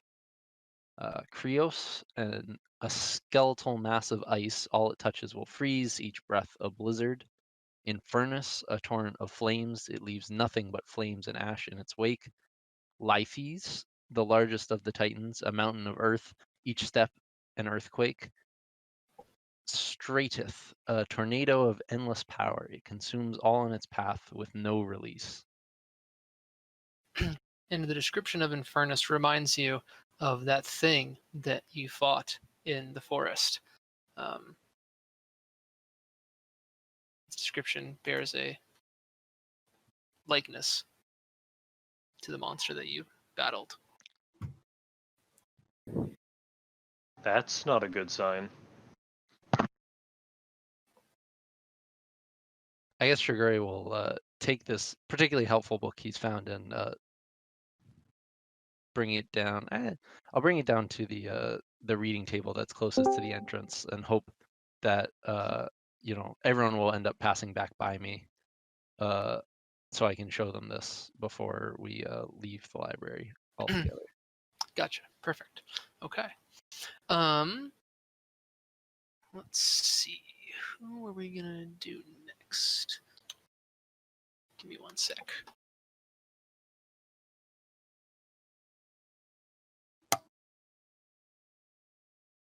All right. We're gonna do Strike next.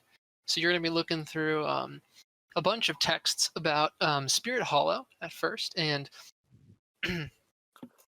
there's not gonna be a whole lot of mention of our friend Ixwain.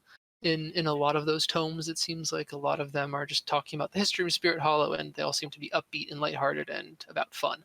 But as you're searching through that area, you notice one book that is actually about creatures called daemons.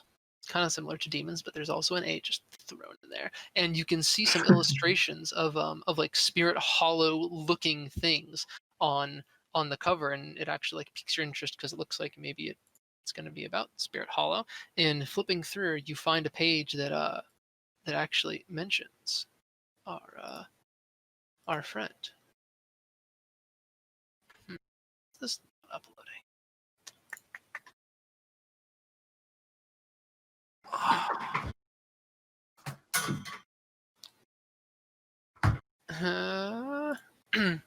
Give me one sec. I think the file is actually like too big for You can't keep up with Strike's reading speed. for Discord to handle, so I think I have to shrink it. Oh god. Let's shrink it down here.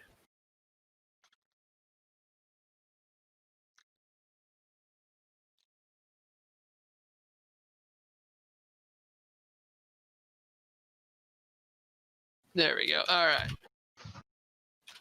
All right, Strike. You find a page that mentions Ixwain on it. Describes creatures called daemons. Daemons. Daemons are a fiendish race whose existence is motivated by the destruction of life itself. Great. They are creatures of the apocalypse and seek the utter annihilation of all things. They make their home on Abaddon, plane of evil wastelands. The daemons are led by Apollyon, Charon, Suzrael, and Trelmarexian, 4 horsemen of the apocalypse. Many legends describe the horrors of when the daemons would venture to the material plane and cause mass destruction to mortal life. Yep, seen that one. Daemons have not been reported since the end of the Third Age, when their plane was sealed by the angels. Remind me again. Sorry if you just said this. What age are we in? No, we actually haven't said that yet. We are okay. in the fourth age. Okay, all right. Descriptions of a few daemons from ancient texts are listed below. Pharasma, the Lady of Graves, she shepherds the recently departed souls to their final reward. Souls are either submerged in the river of annihilation or devoured by demons.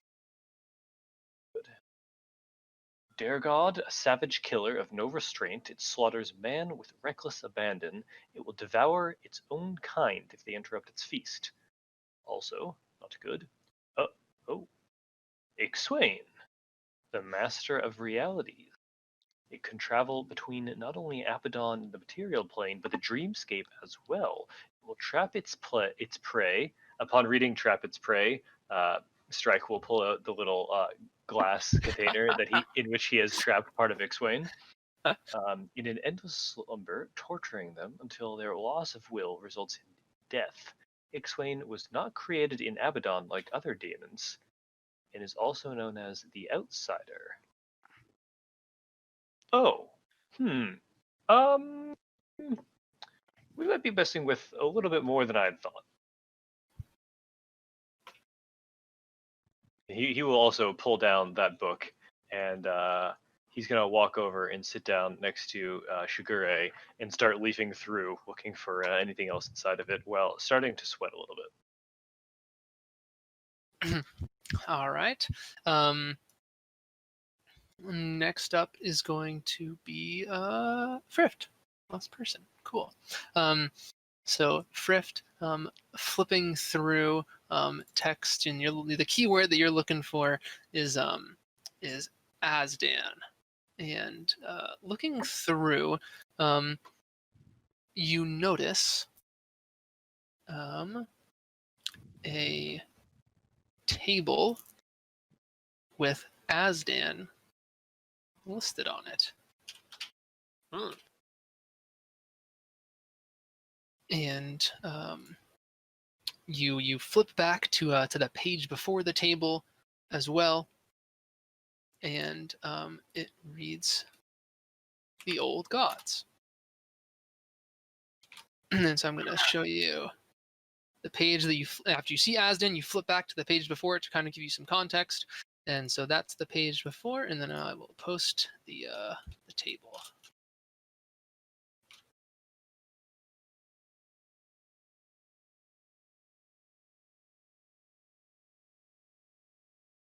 All right. Would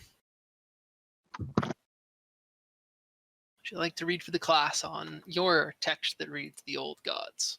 Sure thing.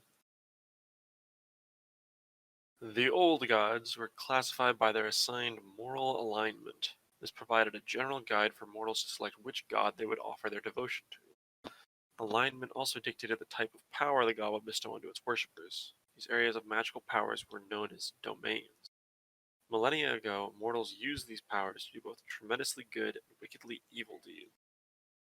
The old gods lost control of the astral plane and were banished to Abaddon. While some still worshipped these ancient beings, their prayers are met with silence. From records of the Third Age, we have gathered some information on the most popular, prevalent, and powerful of the old gods. This information can be reviewed on table 2.06, which is the other image. And it looks like Asdan is the... should I know what these alignments are? Like, I know, but should Frift know? Like, is there a key anywhere? It does not look like there's a key anywhere, so Frift probably actually does not know. Alright. The northeast god. Yeah, Asdan is NE.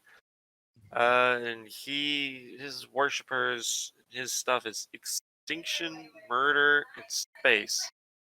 And the domains he gives them are darkness, death, and void. Yeah, that sounds about right of what we were fighting there. Sounds northeast to me. That's a New England god right there. New England winter. Well, And some of these don't sound so bad. and as you're going through a few more texts, you find one more.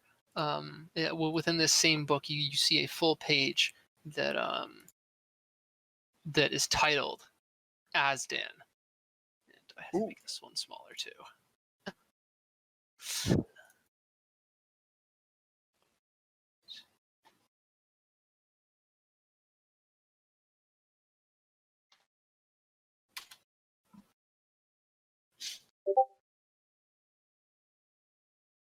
Asdan, the last candle, the final cloak. Alignment, neutral evil. Domains, darkness, death, evil, repose, void. Portfolio, extinction, death, genocide, murder, base. Favored weapon, scythe. Many worlds venerate multiple gods of death, but Asdan is the cosmic unification of those religions. Faithful of the last candle claim Asdan works against the underlying principles of creation, seeking always to end not just mortal life, but all existence. Asdan's place is to reduce the multiverse to a cold, dead void before turning to snuff out his own existence. Oof. That's a lot. I'll take my book and bring it up to the front as well, I suppose.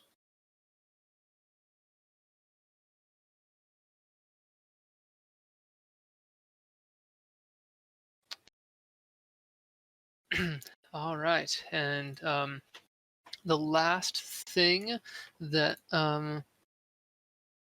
you guys are going to find is going to be Brogrod is going to find.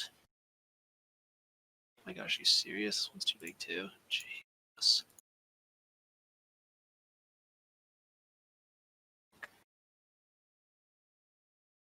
Sorry, boys. Stupid Discord. You're good.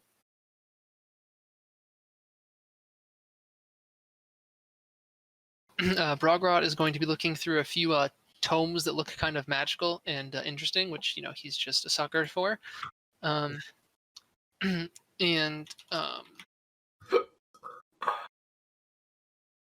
he's going to find something that is what Frift was talking about, because it looks like it's in a language that he can't read, but Frift might be able to.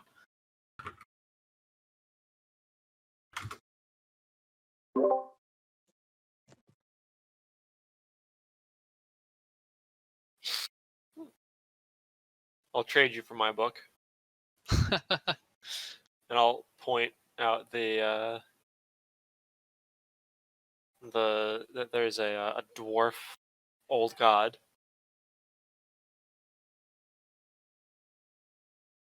In case he finds that neat. But I'll look over this abyssal text.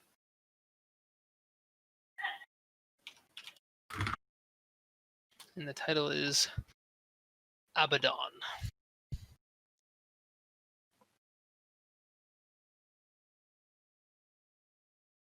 Alright. Abaddon.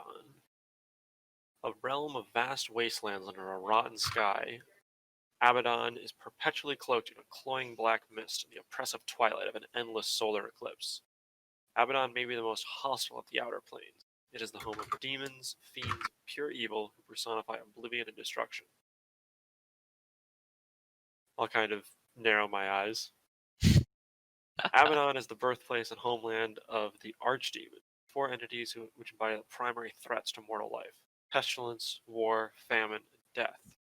However, at the end of the Third Age, the angels took power in the astral plane and banished the old gods to Abaddon.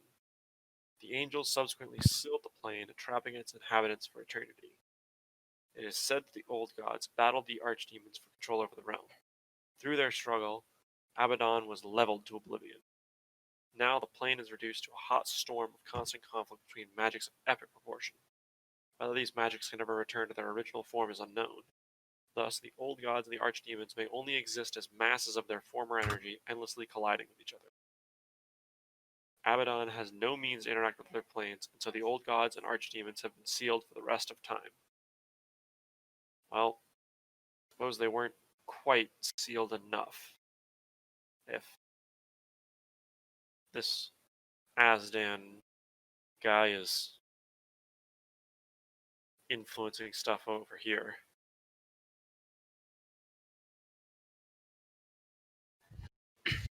And so yeah, you guys can take your information and reconvene at that table at the front of the library.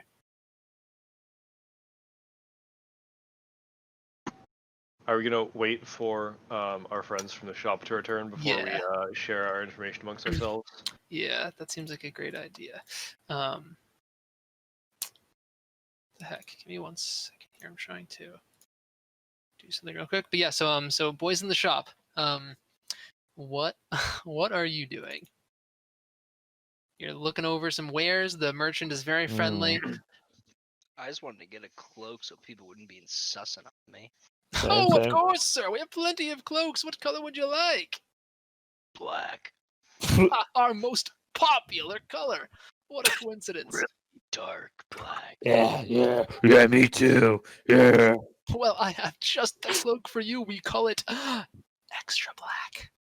Yeah. Splendid. And throw some leather pads too on the tab for that my friend Xantor is starting. Excuse me. Hey, you got this. What? Fine. Fuck yeah. Hoorah. And Kalos will also come over to the counter and say, "Do you guys actually have money?" Do we have money? I Do we don't have know. money? Do I have money? The Green Bros definitely don't have money.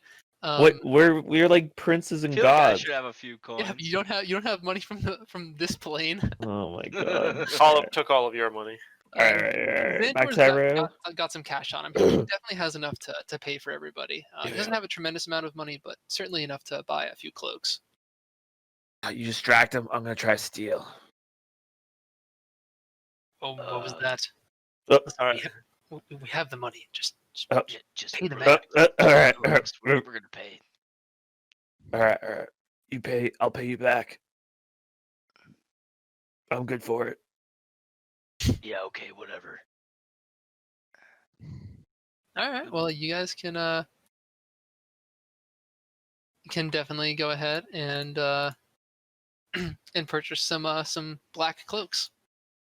Some anti-racism cloaks. Yeah. Yeah. Accuse me of stealing now. And you can see that Valdek is now completely shrouded by a cloak, as is Xantor. Wonderful.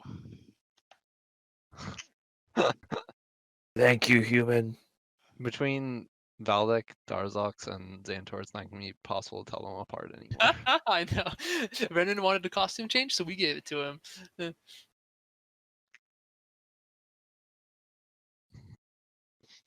I think Oh my god. Wait a second. This is just Z. I'm having PTSD. This is Z again. No, I am shadow. I We am the already played this darkness. character. Light does not penetrate me. I want to see Tommy. That's the next disguise. Okay, well you look pretty cool. I can't see your face. Good. You know, I guess that's the point. You're learning. I found this wonderful book about this pelican that carried a turtle across the ocean. Where's Rachel? What? What Any did you guys books on, actually learn? Any Here? books on trying to get to the Demon plane? Well, we actually have some questions for Come on. Darzox and Valdek. We all seem to come across in our research mentions of Abaddon, and I was Oh. wondering if either of you had been there. Oh, Abaddon. Oh, yes. All right, knowledge check. Oh no. Oh, Abaddon. No, that doesn't ring a bell. Yeah, same. Interesting. We're from the Abyssal Plane. We don't know what Abaddon is. It's angel stuff. Everything we read said that Abaddon was the home of demons. But Most of your information sounds wrong. I yeah, would result to some library. what? What's the name of your What's the name of your home then? Oh, I do know of Abaddon. Alright, it's coming to me now. Oh my God. I've only heard rumors in the Abyssal Plane. I remember my father was talking about it. It's an ancient plane. All right. That It, lines up with what we read. They tell stories of how it was the first demons. It's a creature that we're descended from. They're natural demons, not pure evil. They can't be reasoned with. You guys aren't pure evil. That's great. It was sealed long ago, but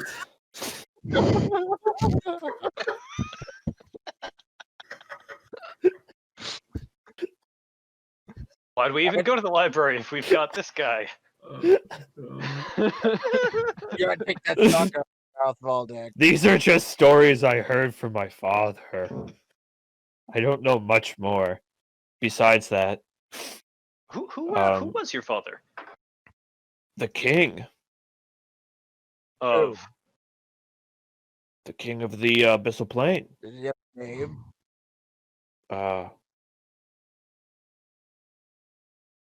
Abraxas. I thought that was your cousin. Oh God. The name Abraxas holds high prestige in the human plane. It's used frequently. Oh my God, I'm dying. a fourth wall Abraxas somewhere in the is- room begins breaking. It's like how everyone's named Jesus in this world. Abraxas was originally a legendary warrior What? with high esteem. Yeah, there's all these people named Galamark. It's Yes. same concept. Abraxas is a name. Oh, okay. A name There are with two Abraxases. yes. King Abraxas, long may he rule. So, we must voyage to this ancient plane known as Abaddon, and only there can we return to the Abyssal Plane. The path is clear. So, what did the rest of you learn? Well, so I was curious because I found these passages about something I had never heard of, despite I guess some of my study in this area, which were beings that ruled the astral plane before the angels and were banished from the astral plane by the angels and sealed away on Abaddon. Yes. The text I read only referred to them as old gods. The text that I read also referred to creatures who dwelled in Abaddon. They were not old gods, but they were called daemons. And basically, they seem like very bad motherfuckers, one might say. These guys, they are literal champions of the apocalypse, and when they show up, they throw down. They are here to just absolutely annihilate everything, and they are nearly unstoppable, it seems. I didn't find a ton of information on them, just a few short passages. But if what I read is true, these creatures who dwell in Abaddon are forces of raw nature. Also, interesting. the cool thing, interesting thing, very exciting, not terrifying at all. Ixwain is one of those daemons. looking at what you brought here, I was wondering if the old gods and daemons might be the same entities, but being written about at different times or by different people. I'm not sure though. I wonder if Sounds right. maybe just like a bunch of really bad creatures got sent to Abaddon, like it's a jail realm, perhaps. That, at least from what I read, that's certainly what the angels intended it to be.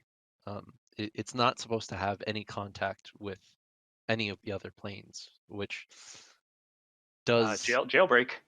Yeah, does immediately bring to question why then we seem to have come into contact with uh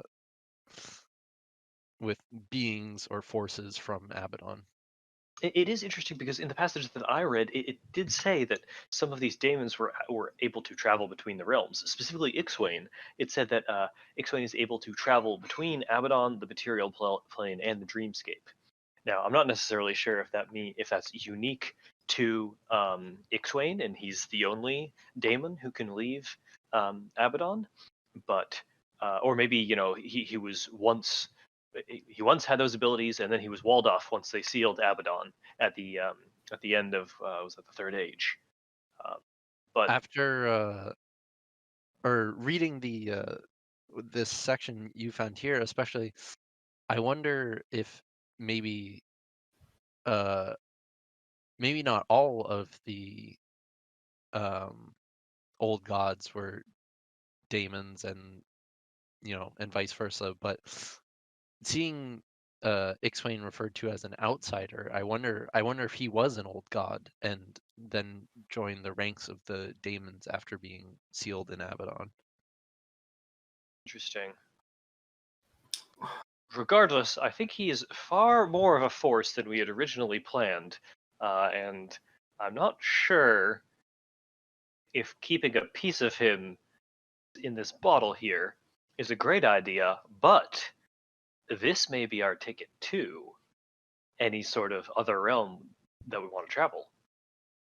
I mean, I don't know a lot about this magics in general, but I do believe that various sending and transportation spells can often rely on having a piece of your destination.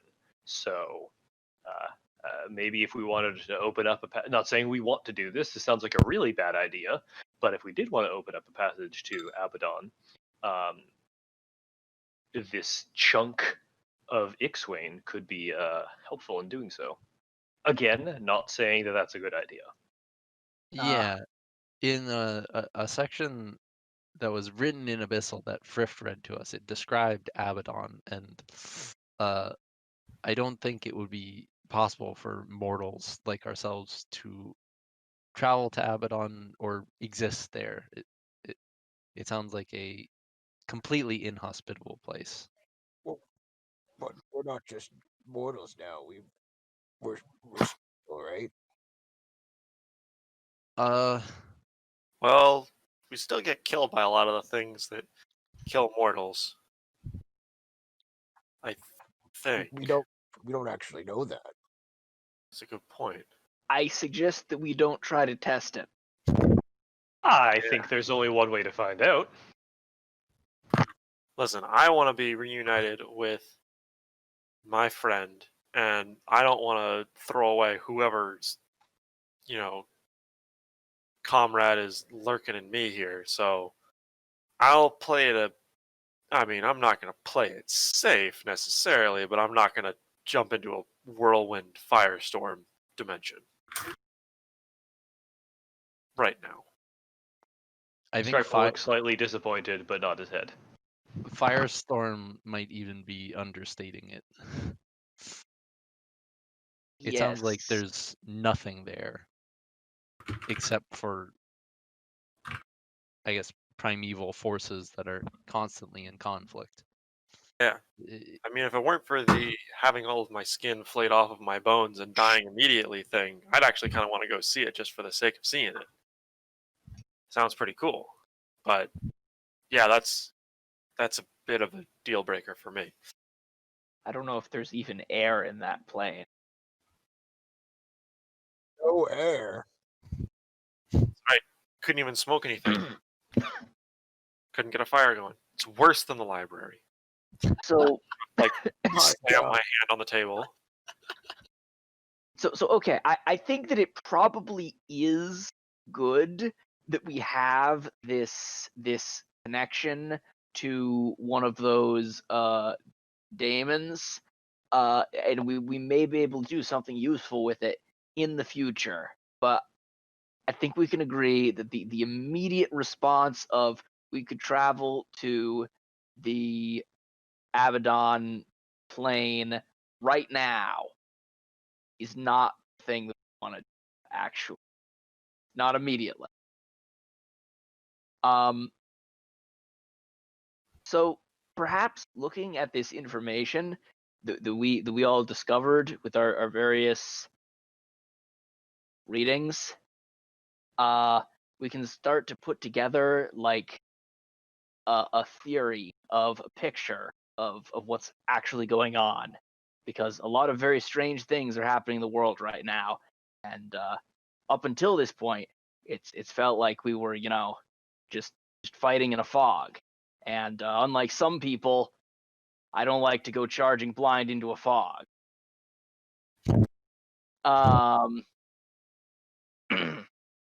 So my current theory for what's going on is that all these texts say that Abaddon was permanently sealed, and anything there is just trapped there forever with no way out.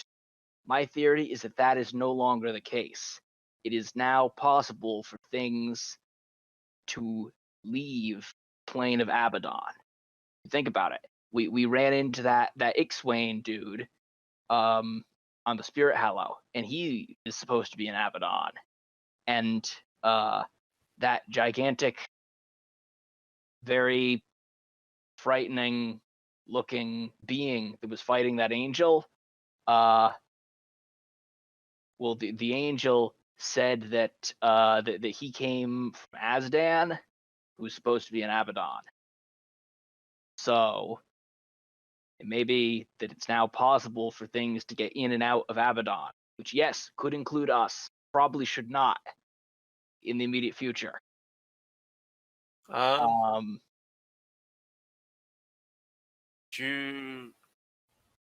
that be because of the big war in the heavens? Or is that maybe why there's a big war in the heavens?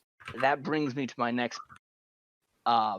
Yes, the things escaping from Abaddon is one bit of the one puzzle piece, one explanation that explains some of the unusual things that have been happening. The other thing is the fact that there's the war in the heavens, and you're right, we don't know which one caused the other or if they're even related at all. We could put forward a variety of theories here. Perhaps one or more of the angels decided to unseal Abaddon. Presumably, if they sealed it in the past, they could then unseal it. Or perhaps the denizens of Abaddon busted out on their own, and some of the angels have decided to ally with them. Or perhaps the angels fighting, then someone decided that this would be a great opportunity to stage the prison break that they've been planning for a long time, while the jailers are distracted. We just don't know yet.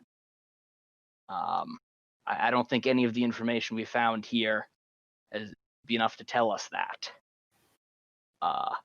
Which brings me to my next point.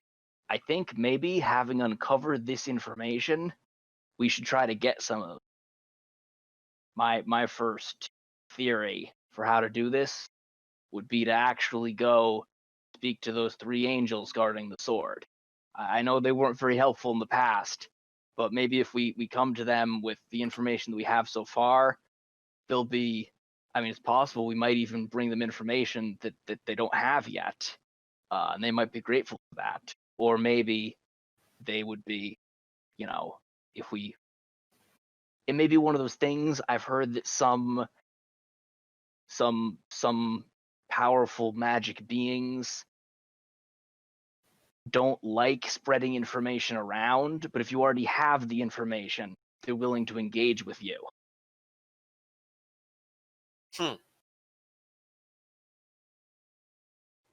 I agree with Murdoch wholeheartedly. Either theory about Abaddon's reopening, I can see it being true, and I think going to the sword and trying to speak with those angels again, especially after that was the last request of the angel we saw fighting, was also to try and tell the angels about Asdan.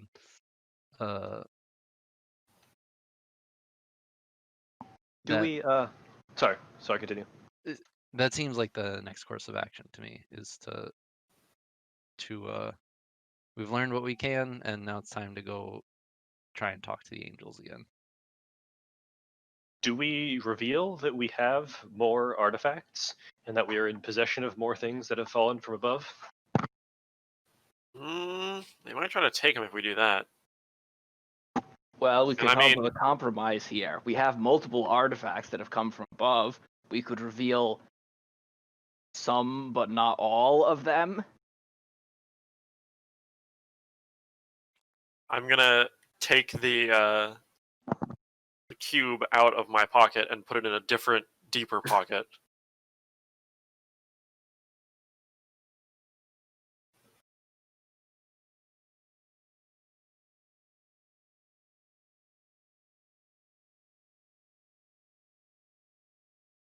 I agree that we probably don't want to risk all of the artifacts, but maybe at least showing them one will lend us more credibility.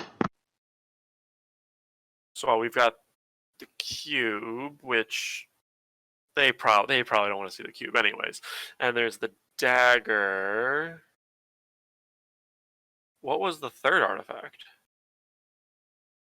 I think the third one wasn't something. It was just an artifact from this world, not from another. Oh wait, is it that thing that we initially used to get up there at the start of all of this? Right? We like got it from a museum or something? Mm-hmm. Yep. The necklace. Hmm.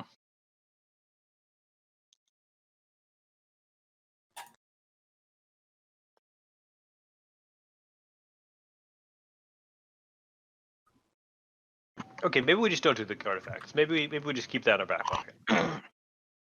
Yeah. I don't have anything in my back pocket.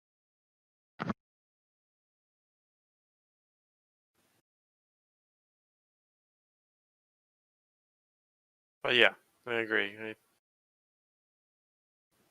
I don't want to give up any of this stuff if we don't have to.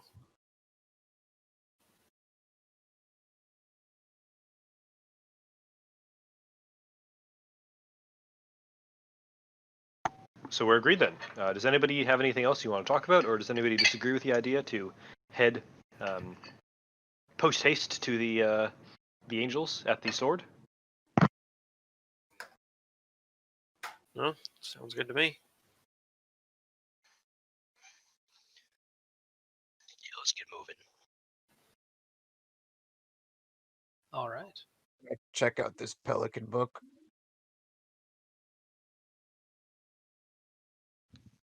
Does do Strike or Murdoch maybe have a Rentham library card? Doubt Strike does. Nope. Honestly, I've never been very big on reading. I haven't done this much reading since I attended at one time since I attended the war college at Renth Point. You're ready to Oh learn man, how to read. I've got a card. Me and my grandkids come here all the time. I'd be happy to take the book out for you. It's actually one of their favorites. Thank you, Ham. Thank you, Rabbit. Of course. All right, there's your book, Dunbar. Now let's get going to that sword. Terrific. Dunbar, if you like, later tonight we can sit down and if you would, yeah, if you'd like, I can try and help you read what's in the book too, not just look at the pictures. This actually sounds like the biggest flame in the world. Holy shit. If that was coming from anybody but Sugar Ray, that would be a total burn. And he was like, yeah, then I'll help you change your diaper after. You wear diapers? Darzox, if you need to learn to read too, school's open. Hang on, wait, am I Darzox? Yeah. Oh my God. I thought that was Brendan. Wait, no, Never- Brendan's the one who. never get- No. Valdek's the one who Yeah. can't read. Tough. Hey. But I wouldn't tutor him. You know, he had a lot of tutors back when we were young. Yeah, that's my mistake. I assumed True. if, I was since the you were brothers, favorite. that if he hadn't learned how to read, that you hadn't either. But No, his problem was that he was just always on YouTube during school. So No, my problem's because of ADHD. You wouldn't understand. It's like impossible for me to actually retain attention to read. The demon realm certainly is very different. yeah, I don't understand like every other word they say, but So it stands for attention deficit disorder. I can tell they're brothers. Hmm. what does the H stand for then? Valdek, huh? Hold on. I'm just going demon Google. Demon Google. Yeah, Dougal, you know. Dougal. Google. All right, well, you guys are going to make your way over to Seven Oaks. It's town over. You got to go back to the mountains, back to Seven Oaks, and up the evergreen cliffs to that gate to the sword where the angels lie, and night falls and it's getting dark, but you can see the shining angels on top of the mountain from miles away, and you make the trek up and you can see that they stand there just as they did before. Anthem was the one that was friendly with us before, right? I don't know if you're asking me or the party. I'm assuming the party. Right. Well, I mean, I don't know if we know their names, but Well, that was going to be my next question. Yeah, I was asking the DM as like a note of record just because I was trying to remember. Anthem was the one that was friendly with us, and then do we know their names?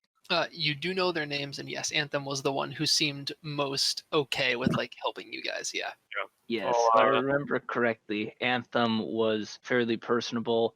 Judgment was very she seems Yeah. kind of eager to use those 4 swords. yeah, and Serenity was silent and utterly terrifying. Still Yeah. true. I get the feeling that Judgment wants to kill us, but that Serenity will kill us. Probably in our sleep. Probably when we least expect it. But Anthem's pretty nice. Yeah. Okay.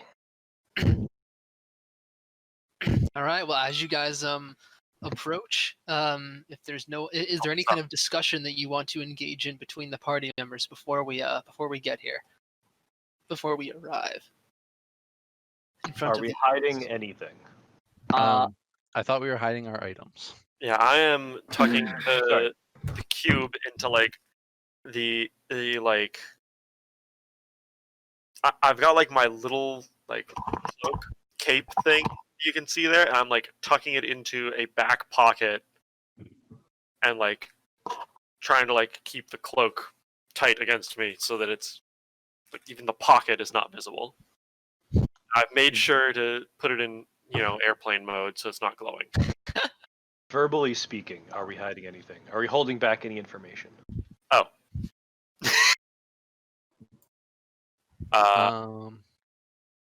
well, I mean, this is definitely not verbally speaking, but also you should probably hide your creepy Abaddon blob. That's a very good point. I have a question about what things we know. The big angel dude was called Armstare, and he was fighting the Yezelveda thing. Do we actually know those words, or are they still just angel and scary thing to us? So Angel is still just Angel. The plague bearing being, you can infer its name because the text that you wrote had that word on it. So you can infer that was its name. Okay.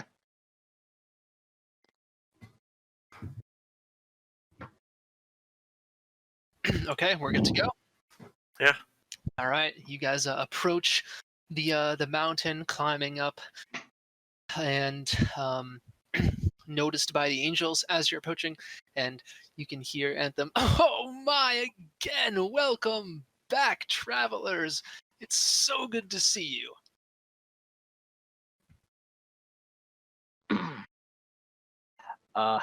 It is. Hello, Anthem. You're looking as golden as ever.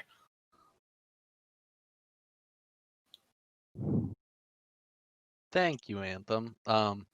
We came because another angel requested that we pass on some information. We know there was some controversy about us being here before, and we did not want to stir that up again, but only make good on the request this another one of your cohort made of us. Oh wow, isn't that just a wonderful thing? Judgment, how nice of them. You may speak and relay the information, and then you must leave. Yes, right away. We were traveling in the woods near Rechka when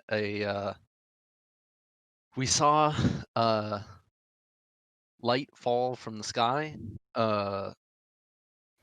and when we came upon the site where the light had landed, there was an angel doing battle with a being known as Yizvetl or something.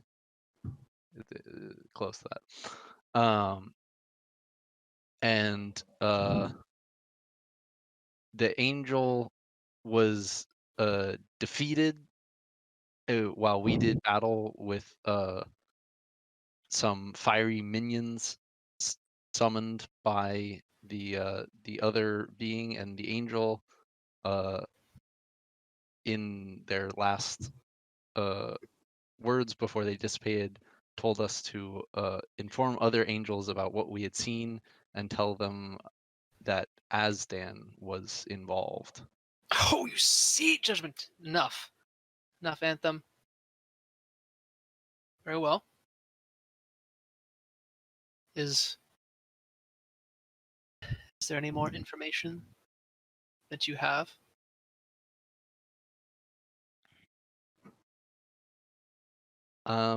If you could direct us as to what might be relevant, that would be helpful. We saw a lot of things that day and in the days since that were overwhelming to us mortals. But we just want to be helpful to all of you. What happened to the angel?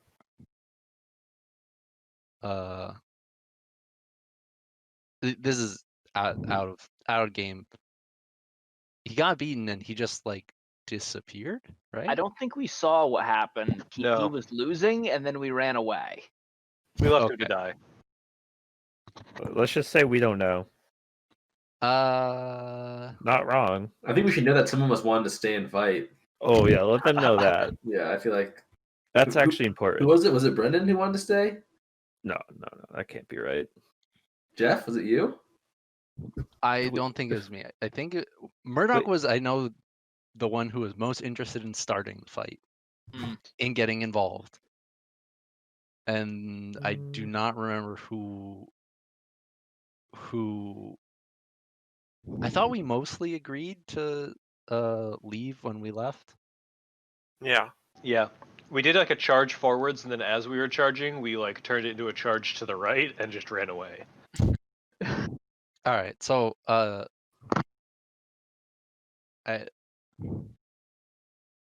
well, Judgment, we we didn't see exactly what happened.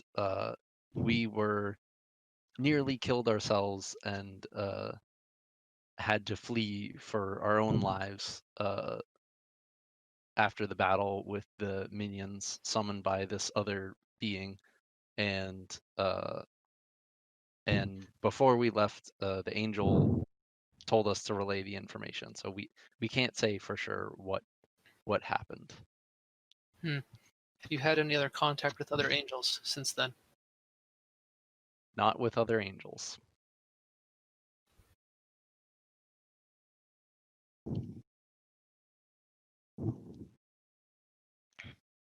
Very well then. And wait, hold on. I have a question for them, Judgment. What do you know about this Asden fellow?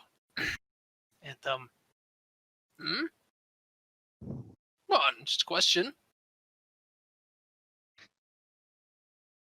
Well, we're actually trying to figure some of that out ourselves today, and in a bit of research, found the name Asdan in writings. He was described as a demon from a plane called Abaddon, which was supposed to have been sealed by the angels at the end of the last age.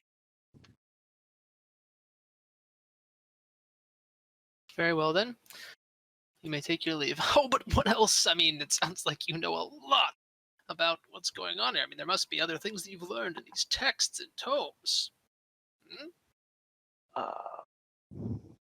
I mean, what do you make of all of this nonsense? I mean, the angel told you this guy's name. You looked it up. What's your assessment? Well, in addition to what has already been said, we did run into another couple dangerous and unusual beings since the last time we met. Reich is going to take this as a cue. Going to interpret this as Murdoch giving him a cue, and he is going to flourish the container. You can see Judgment has moved over to Anthem and is just staring him at his facial structure. Doesn't actually have eyes, but just like deadlocked, just staring very intently and fiercely at him. And what is that? Oh, great angel Anthem. Perhaps your angelic senses can recognize the remnants of this being? I have absolutely no idea what that is. The rest of this being goes by the name of Ixwain? And at hearing that, Judgment is going to her robe like elongates and forms this like single strand of cloth that's going to quickly whip up the vial from Strike's hands and and bring it closer to her. What do you mean this is Ixwain? It's not all of Ixwain.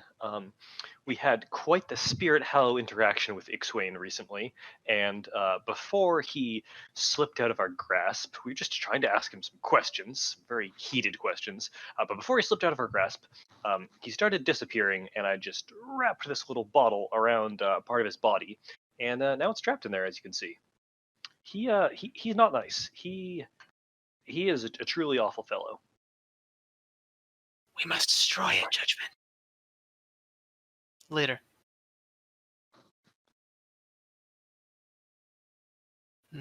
And what? And he vanished as well? You're unsure of what happened to him? It? I feel like we volunteered quite a lot of information here, and just in the spirit of cooperation and us just giving you absolutely all the knowledge that we have, so you can succeed in whatever journey you're going on. Is there anything you can share with us to make sure that we know that we're going in the right direction here? It feels like we've got some very useful information that can help you best protect this sword.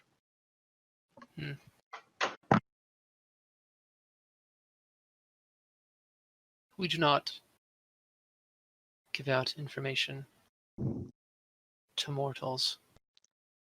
And that's not because we don't like you guys. I mean, you're all glowy and stuff. It's absolutely fantastic. It's just, it can disrupt the balance of the world if we play too big of a role in it. But, perhaps, I mean, other. Balance of the world is kind of already disrupted.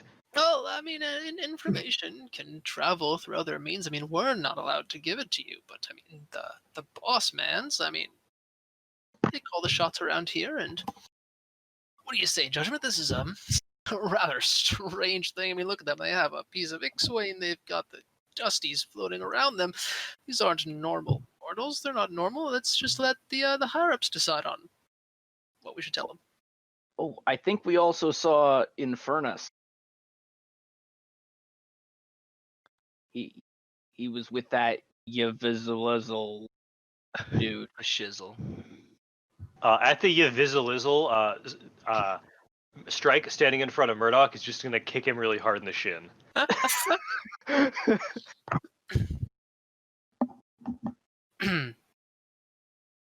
don't know what you see in these mortals' anthem, but you have somewhat a point. But if this goes awry, it's on you. You hear that, Serenity? Crystal. Very well, then. You may go to the sword. If there is information that you deserve to have, it will show you. Oh, that's pretty good. The sword will show us?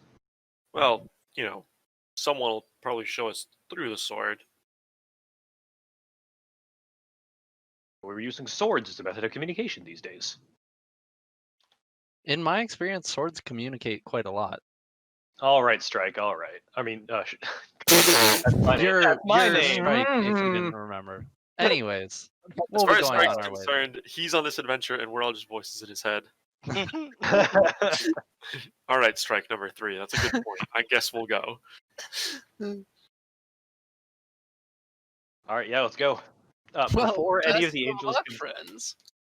Yeah, I was gonna say before Serenity or Judgment can change their minds, let's fast walk out of here. All right.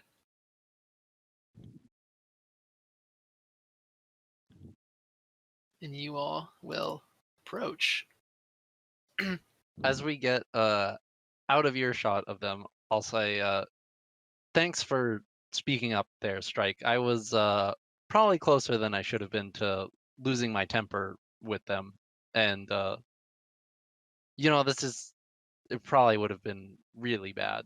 But you managed to ask for some information from them in a more restrained way than I was thinking of doing at that moment. I think there was someone on the other side who was also close to losing their temper too. So I can't believe it's me who's saying this, but this time cooler heads prevailed, and we're moving forward. Ugh. And as you guys are approaching the sword, you can just see this blinding white light that's just emanating from the blade. And even though it's pitch black out, it is completely illuminating the mountainside.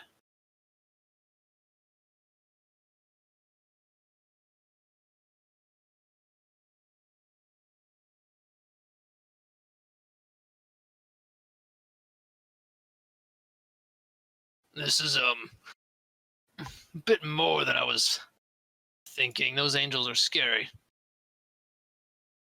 Oh yeah, I mean, I kind of meant to tell you, Callus. I know you said you wanted to come and see the angels yourself, and I meant to tell you that they're not much for talking.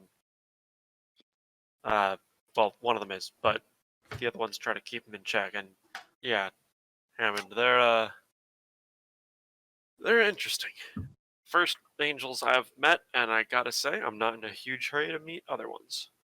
Those are the things I've been praying to this whole time. You're damn right, I'm a little bit confused. So they're supposed to be like benevolent in all senses and whatever.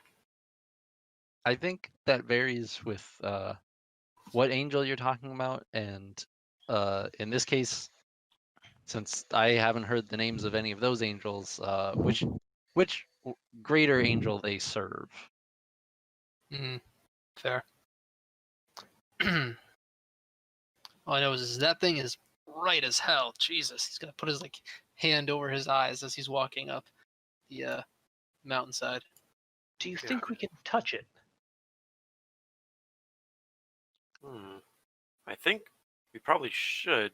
When we touched the cube, that was when we got some sort of communication. So I think we gotta touch it in order to, and sort of reach out our angely, powery senses. Very technical, magical term, and we might learn something new. Someone might reply to us. I don't know who should do it first, though. I don't think it should be me, because I think ideally we'd want to know who we're talking to. I have to admit, I have not really studied up on these angels since we started our quest. I would be willing to do it. Murdoch might also have reason to. We think this is Galamark's sword, right? Is anyone here a big Galamark fan? Well, that would be me. If it is indeed his sword, I would certainly feel honored to have the ability to speak with him direct. Oh yeah, Murdoch worships the most famous and popular angel. Who's surprised by that?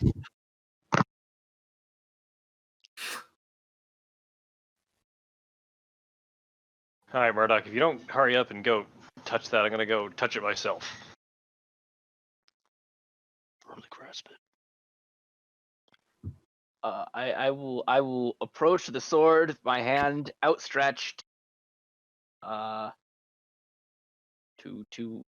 attempt to stand on the cliff, lean over and touch the gigantic glowing blade. All right. and not only is there like just like tons of bright light coming from the sword, but there's also like these like wispy waves of like energy that are emanating from it. And as you approach the sword, it's extremely hot. It feels like you're going closer to like a fire.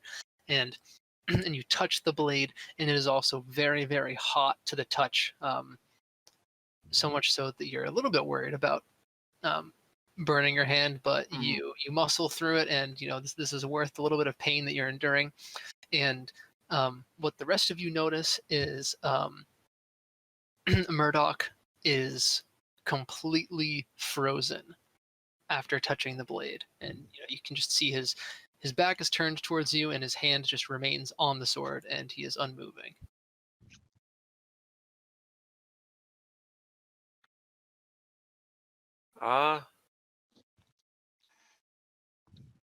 Should we do something?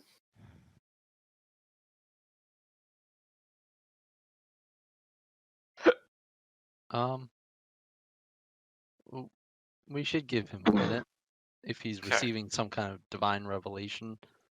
If he starts to burn with holy fire, I'm pulling him off the sword. Agreed. I'll help. You wait a few more moments, and still no change in Murdoch. He's not moving. He's not saying anything. Maybe we should join him. No, Murdoch, you're not saying anything. Banned. It's true. Murdoch is banned from talking right now. Okay, yeah, maybe we should. We've got Hammond and Kalos here. If you two are, I guess you two don't have the gold sparkles. I'll kind of like wiggle my fingers and try to make some gold sparkles come out of them. So, you, I guess. I ain't scared about anything. You're doing Wait. all right, everybody? And he's going to run over, and as you guys approach Murdoch, you can see that he's completely motionless, hand on the blade. His eyes are open, and then emanating from his eyes is just white light. his eyes are completely whited out like flashlights. Ooh. Oh, I don't know how much I like that. And Hammond is going to thrust his hand. He's going to even take off his metal gauntlet and put his hand on the blade. And then he recoils back. Ouch! Jesus, damn it, that's hot. He puts it back on there and he holds it there for a few moments, and his face it goes bright red. And then he takes it off again and starts shaking his hand. God damn it! Nothing's happening. Things damn hot. Let me try. And Dunmar places his paw on the blade, and as soon as he does so, his whole body tenses up. He becomes paralyzed, and boom, white lights start to beam out from where his eyes are. All right. I'll The touch hell? it. But those of you who aren't coming in, whoever doesn't want to touch this thing,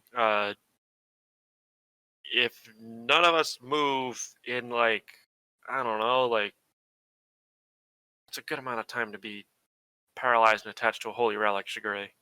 Like an hour? Half I an was hour? gonna say 30 minutes. Yeah. Sure, yeah. If we're still like this in 30 minutes, then pull us off, or like throw a rock at us, but not me. Throw a rock at Murdoch. All right, can do that. I don't like getting hit by rocks. I'll touch the sword as well. And you'll get your flashlight eyes just as well.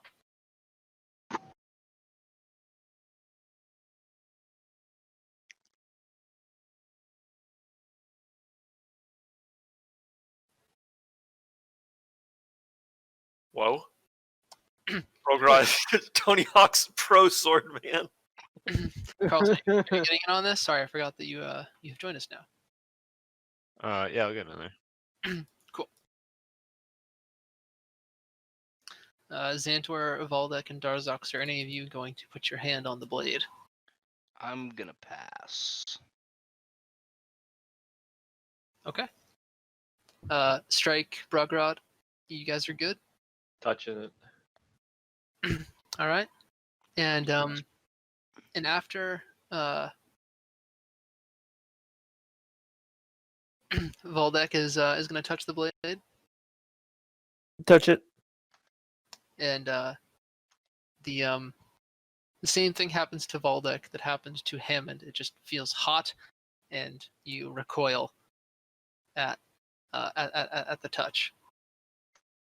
And once we have these individuals here, 7 who are touching the blade, the white light in their eyes and the white light of the sword is going to change to gold. And you guys are all going to see a vision. It's like your body is transported elsewhere and you're looking down over a battlefield, a valley of combat between 2 massive armies. One looks to be angelic and the other looks to be not actually like demonic, instead more like undead. You see many skulls and heavy cloaks and purpley flags and such. And you can just see this war that is going on in this valley. And then the battle looks like it's not going well for the angels. And then a being enters the scene. And you quickly notice, those of you who know what he looks like, can see it is a being with 4 arms. And it looks like a metal bowl for a head that is on fire. And it is in fact Zulfur, the angel of passion. And he's this massive entity that stomps across the battleground and is casting fire from each of his 4 palms, burning away these what look like undead monsters. And as he's fighting, another being enters the battlefield, and it's this extremely large cloaked figure with a giant scythe. And it swings its scythe and it cuts off one of Zulfur's fingers. And the finger falls to the ground and there's a ring on it. And as the finger hits the ground of the battlefield, you can see a bright golden light on the ground. and then your vision stops, and you all regain consciousness and sight, and you look up to the sky, and you can see instantly a golden object falling down from the sky. Towards us, or Oh shoot! It looks like it is falling northeast of you guys, and you watch it fall from atop the mountain. You're super high up, so you can see it fall down to the ground, and you can see that it lands somewhere around the town of Ashwood. ring. I think that's the ring. Oh, is this thing still really bright? Yes. Yeah, I'm gonna look away from it. Okay. All right. I think that thing that just came out of the sky was a ring. It was on a guy. His head was fire. I think we should go get that ring. Am I still paralyzed? Mm-mm. Oh, okay. We're You can all free! move. You can all move.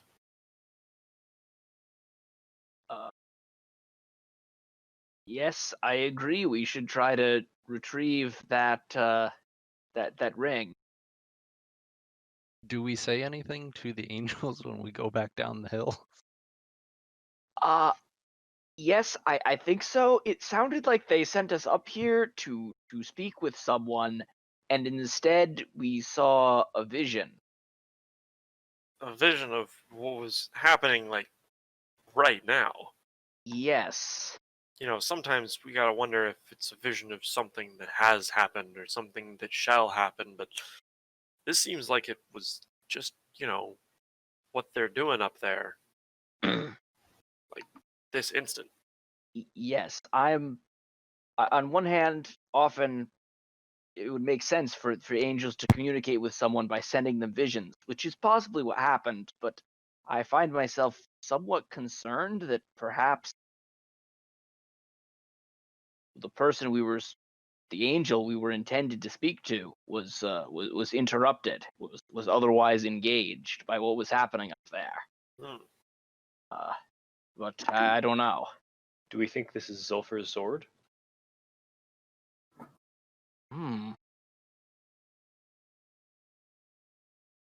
Maybe. That'd be a bit of a wake-up call to all those folks who were talking about this being Galamark's sword. Now that I think about it, why did we all assume that it was Galamark's sword? Just because it landed in Rentham? I assumed it was Galamark's sword because all those people we meet on the road were saying, that's Galamark's sword. We gotta pray to Galamark a lot to help him. I don't know who Galamark is, so I just kind of took him at their word. I don't know do you know do people know these angels by their swords? Does this look like a Galamark sword? I figured they all just use swords. Wait, does that guy even need swords? He was just throwing fire everywhere like it was nothing. I do think Zulfar. I don't know. They probably won't be very helpful, but maybe they will be. It doesn't cost us much of anything to try to speak with them one more time on our way out. Yeah. We just don't tell them about the ring, though. Because we're going to go get the ring. How do we tell them about what we saw and not mention the ring? Or that we're going to go get it? Everything but the ring. We just You say... to tell them that we saw a battle up there. We saw Zulfar get his finger taken off. Hello. You guys can keep talking. I just brought you the new map. You guys can keep You took a step towards us. I got scared. No, you're not technically here yet. I just wanted to load the new map. The map. What'd you say?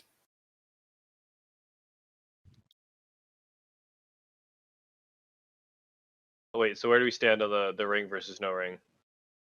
I mean, we could tell them that we're going to go get the ring, but they might want us to bring it back for them. Saw they, Or they might tell us to not go near it at all. True. I would suggest that we tell them.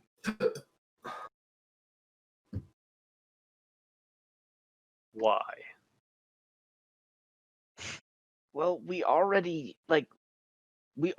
have multiple of these artifacts. I don't see how getting another one will meaningfully change our situation.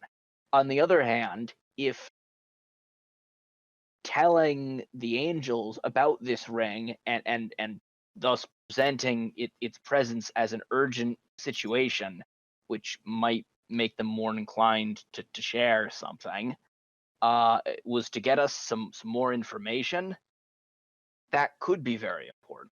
I don't like the idea of lying to that judgment person, angel thing. It is true. I also have like a little bit of a sense that like maybe they can like sense the concept of truth and cannot be lied to. That would seem like the type of thing someone called judgment could do.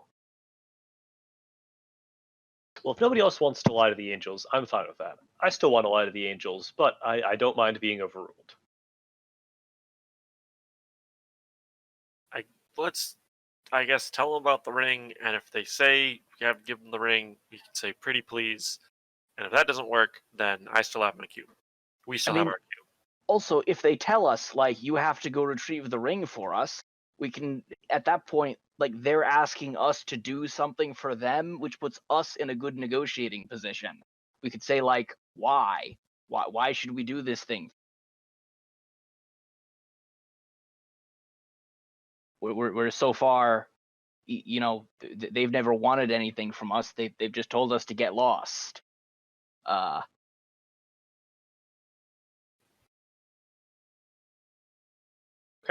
I'm willing to try it.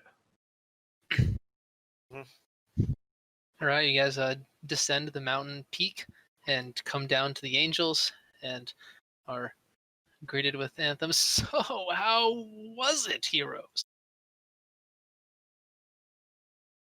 You looking even more Well. sparkly than before.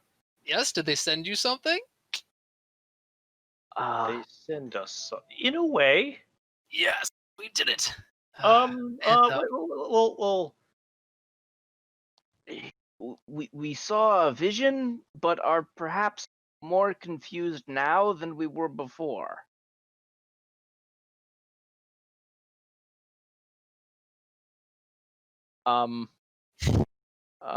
Serenity is going to walk up to Strike and extend its hand closed.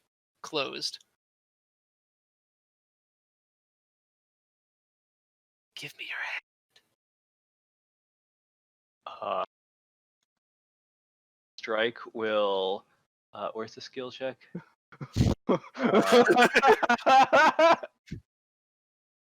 Here it is, right? Yeah. Roll a check to not piss myself. Is that actually a check to not piss yourself? Depends No, how I roll. Let me rephrase that. Yeah, I'd like to roll a check to not scream like a small girl. So Strike says, okay.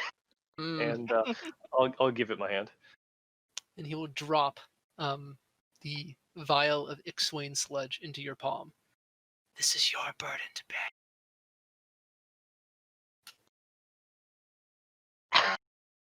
I will kind of like behind Ella and Xantor and Shigure, like kind of hidden from the angels. I'll turn to Strike and give him like a double thumbs up. Strike will wipe a lot of sweat away from his forehead. So what was the vision? Tremendous. I told you, Judgment, these ones are special.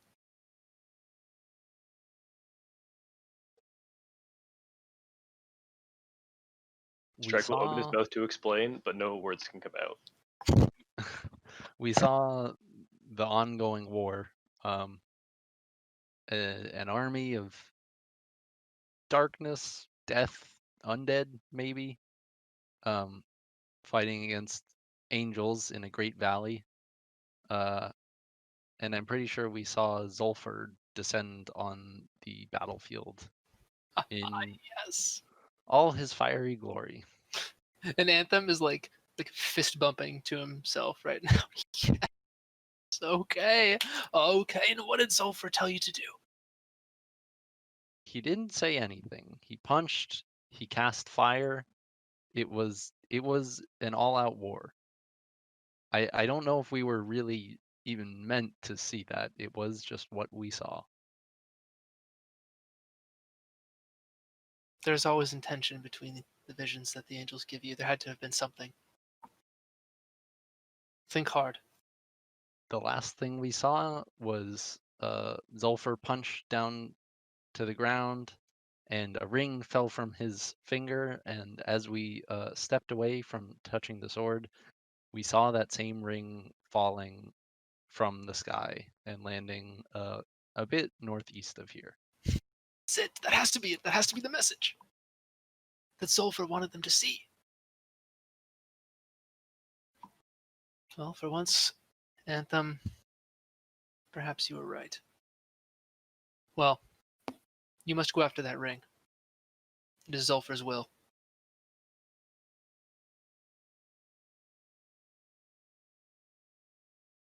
Very well. That's what we were planning to do.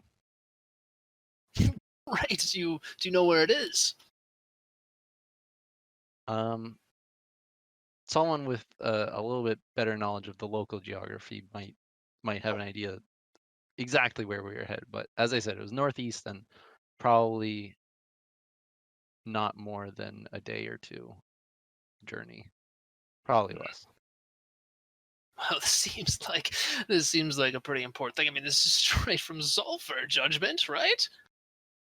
I know what you're thinking, Anthem. Come on. From him, it's for important times, Judgment. Time is everything. Very well. We'll allow it this once. Oh, wonderful, wonderful. Well, I have such great news for you all. How would you like to make that day 5 seconds instead? That sounds excellent. Yeah. You couldn't complain about it. Good. Yes, my better friend. Oh. How much? This is going to hurt. Is that what you're saying? Is it gonna hurt? No, it'll feel warm, wonderful. Feel great. Everybody join hands. As we're joining hands, I'd like to ask. I do have one quick personal question. As a worshiper of Galamark myself, I had just assumed that the sword up on the mountain came from him. I understand if you're not permitted to release this information to us, but is that actually Zolfer's sword? Dead? He'll turn around and look at Judgment, and there'll be like a long pause, and Judgment will let out a sigh. She'll just nod her head, and will turn around rapidly and say, "That is Galamark's sword." Murdoch will appear very excited by this. He now has confirmation that he touched Galamark's sword. And then he'll take his finger towards his where his mouth would be, in like a shh. We don't want to disrupt the balance. Just don't go telling people. I mean, people can believe you or not, I suppose. But anyway, join hands. Come on, let's get you over to that ring. Oh, we'll grab onto the hands of the two Rentham knights here. Everybody circle up. And you guys will all join hands, and then Anthem is going to have his giant golden wings encircle you all. And as that happens, there's this a light that starts at his wings, and they glow and they glow and they glow until all you can see is whiteness. And he says, "Good luck, my sparkly heroes." and you guys are going to be smack dab teleported and wake up in the forests outside of Ashwood.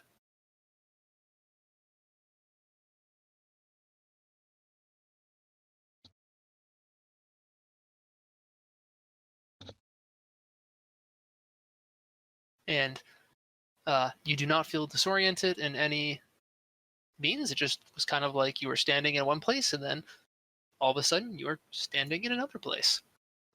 And you can see the town is just a few meters away here, just in the woods outside of it. And as you approach the town, I assume that's your guys' next course of action, you can see that there is definite commotion. Is it I'm night? I'm trying to make it nighttime, yeah. Okay. Understandable. I'm struggling a bit here because they changed a few of the map tool things during the switch, so boom. Alright. Hopefully it looks like nighttime now. Yes. Yes, very nighttime. Cool. Cool. So yeah, it is now so it's nighttime. You guys are approaching the town, and tons of citizens, even though it's like night, are gathering around the town square, and you can see that guards have kind of sectioned off the main pathway in the town, and people are kind of like trying to like peer around and like see what's like in the center. And what you can see in the center of town. Oh, where's this? Is a dead guard. Ooh. How dead does he look? He looks very dead. Uh-oh. Smashed and faced and He looks like he has taken some kind of blow with a sharp weapon to the chest. There's a giant slash across his chest, and you can see some other guards who are coming up to try and carry him onto a stretcher-like device. Settle down, everyone. Settle down.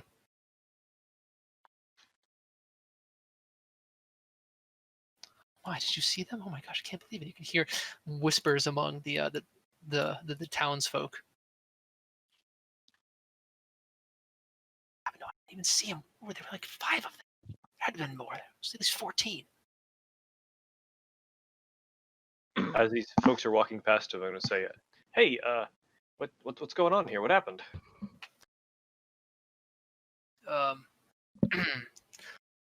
Well, did you just come to town or something? I mean, Yeah. how did you not see that thing? The what thing? That blasted thing straight from the sky. Something just fell down straight into the town. We must have missed it. We were Yeah. taking yeah. Yeah, this freaking thing just came down and smashed into the town center. And I mean, the guards all came around and trying to figure out what the hell it was. And then this group of bandits or marauders or assassins, perhaps, came and snatched it right up, and they killed one of the guards. Took off with it. I didn't see what it was, but they wanted it, that's for sure. Wow. Which Did way you see did where we they go? went? Yeah, they went that way. And he's gonna point into the forests of the Enchanted Timberland, which is to the east of the town. A crazy bunch-looking fellows, for sure. Sure hope somebody stops them. Me too. I just hope that guard's gonna be okay. Doesn't look it, but maybe.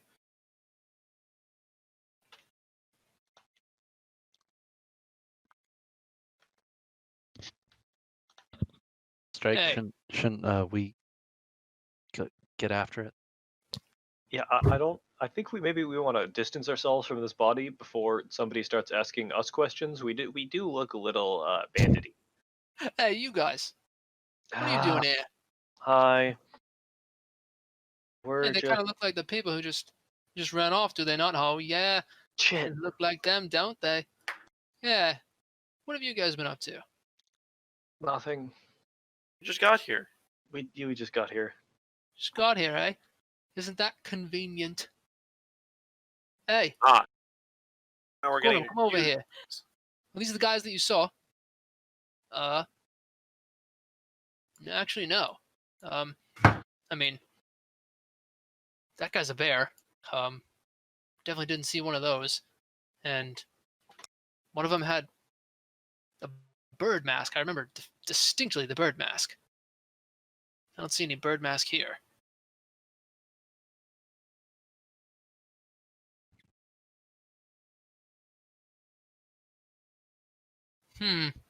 So, yeah, no bird masks. We got a bear. Me. I think you've got the wrong people here. Not really sure what's happening here, but we didn't really have anything to do with whatever's going on. So, Didn't you say there was a monk with them? This guy looks like a monk, does he not?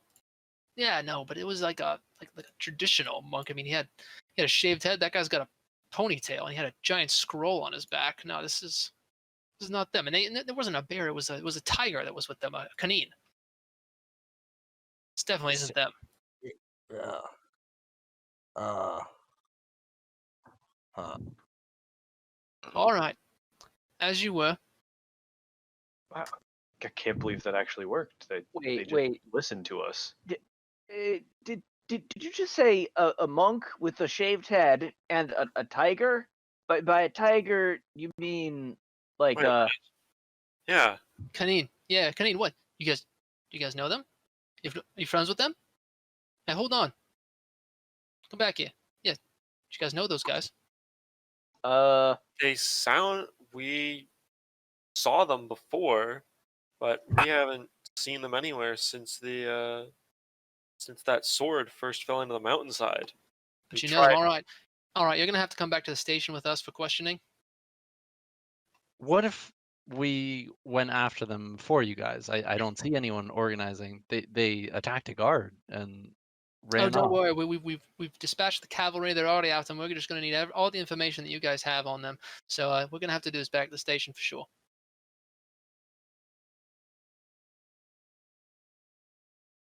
Now, if we know them, we might be able to catch up to the cavalry and talk them down. We wouldn't want any more bloodshed here.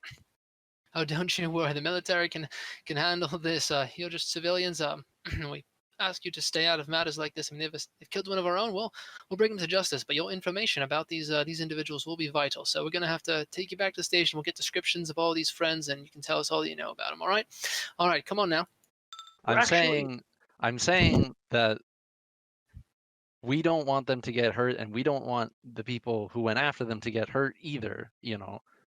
Obviously something's happened here, but we might actually know a bit more about this than you do. Just obviously we weren't the ones responsible. We're volunteering to help. If you could just let us help, we would appreciate that. Yeah, I'm also going to step forward and say, yes, we have reason to believe that this group is extremely dangerous and competent fighters. If a military patrol is going after them, there's definitely going to be bloodshed, and some of it, at least some of it, will be the people pursuing them. Our group would definitely like the opportunity to catch up with this. I mean, I hear what you're saying, but this is surely against protocol. I mean, we have to take statements and everything. And Hammond is going to step up, and he is going to take his shield, and he's just going to clobber this guy in the head, knocking him out, just knocking him on his ass. Come on, guys, we're going after him. Okay, better get going. He's just going to start running away. You said it, not me. And he's just going to say, I used to be a military general by decree of King Alad. We're going after them. You stay here. Yeah, what he said. Decrees. Come on. We gotta run.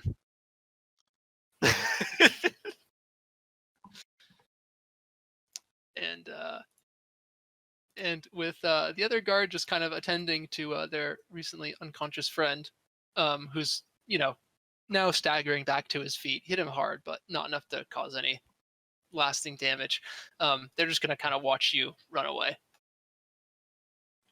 and you guys are going to go into the Enchanted Timberland after a party who, the descriptions resemble that lost group of the agents. And I feel like we were a little slow on the uptake. and it was perfect, honestly. That's pretty natural. I feel like that's what would actually happen, and that's where we will start for next time.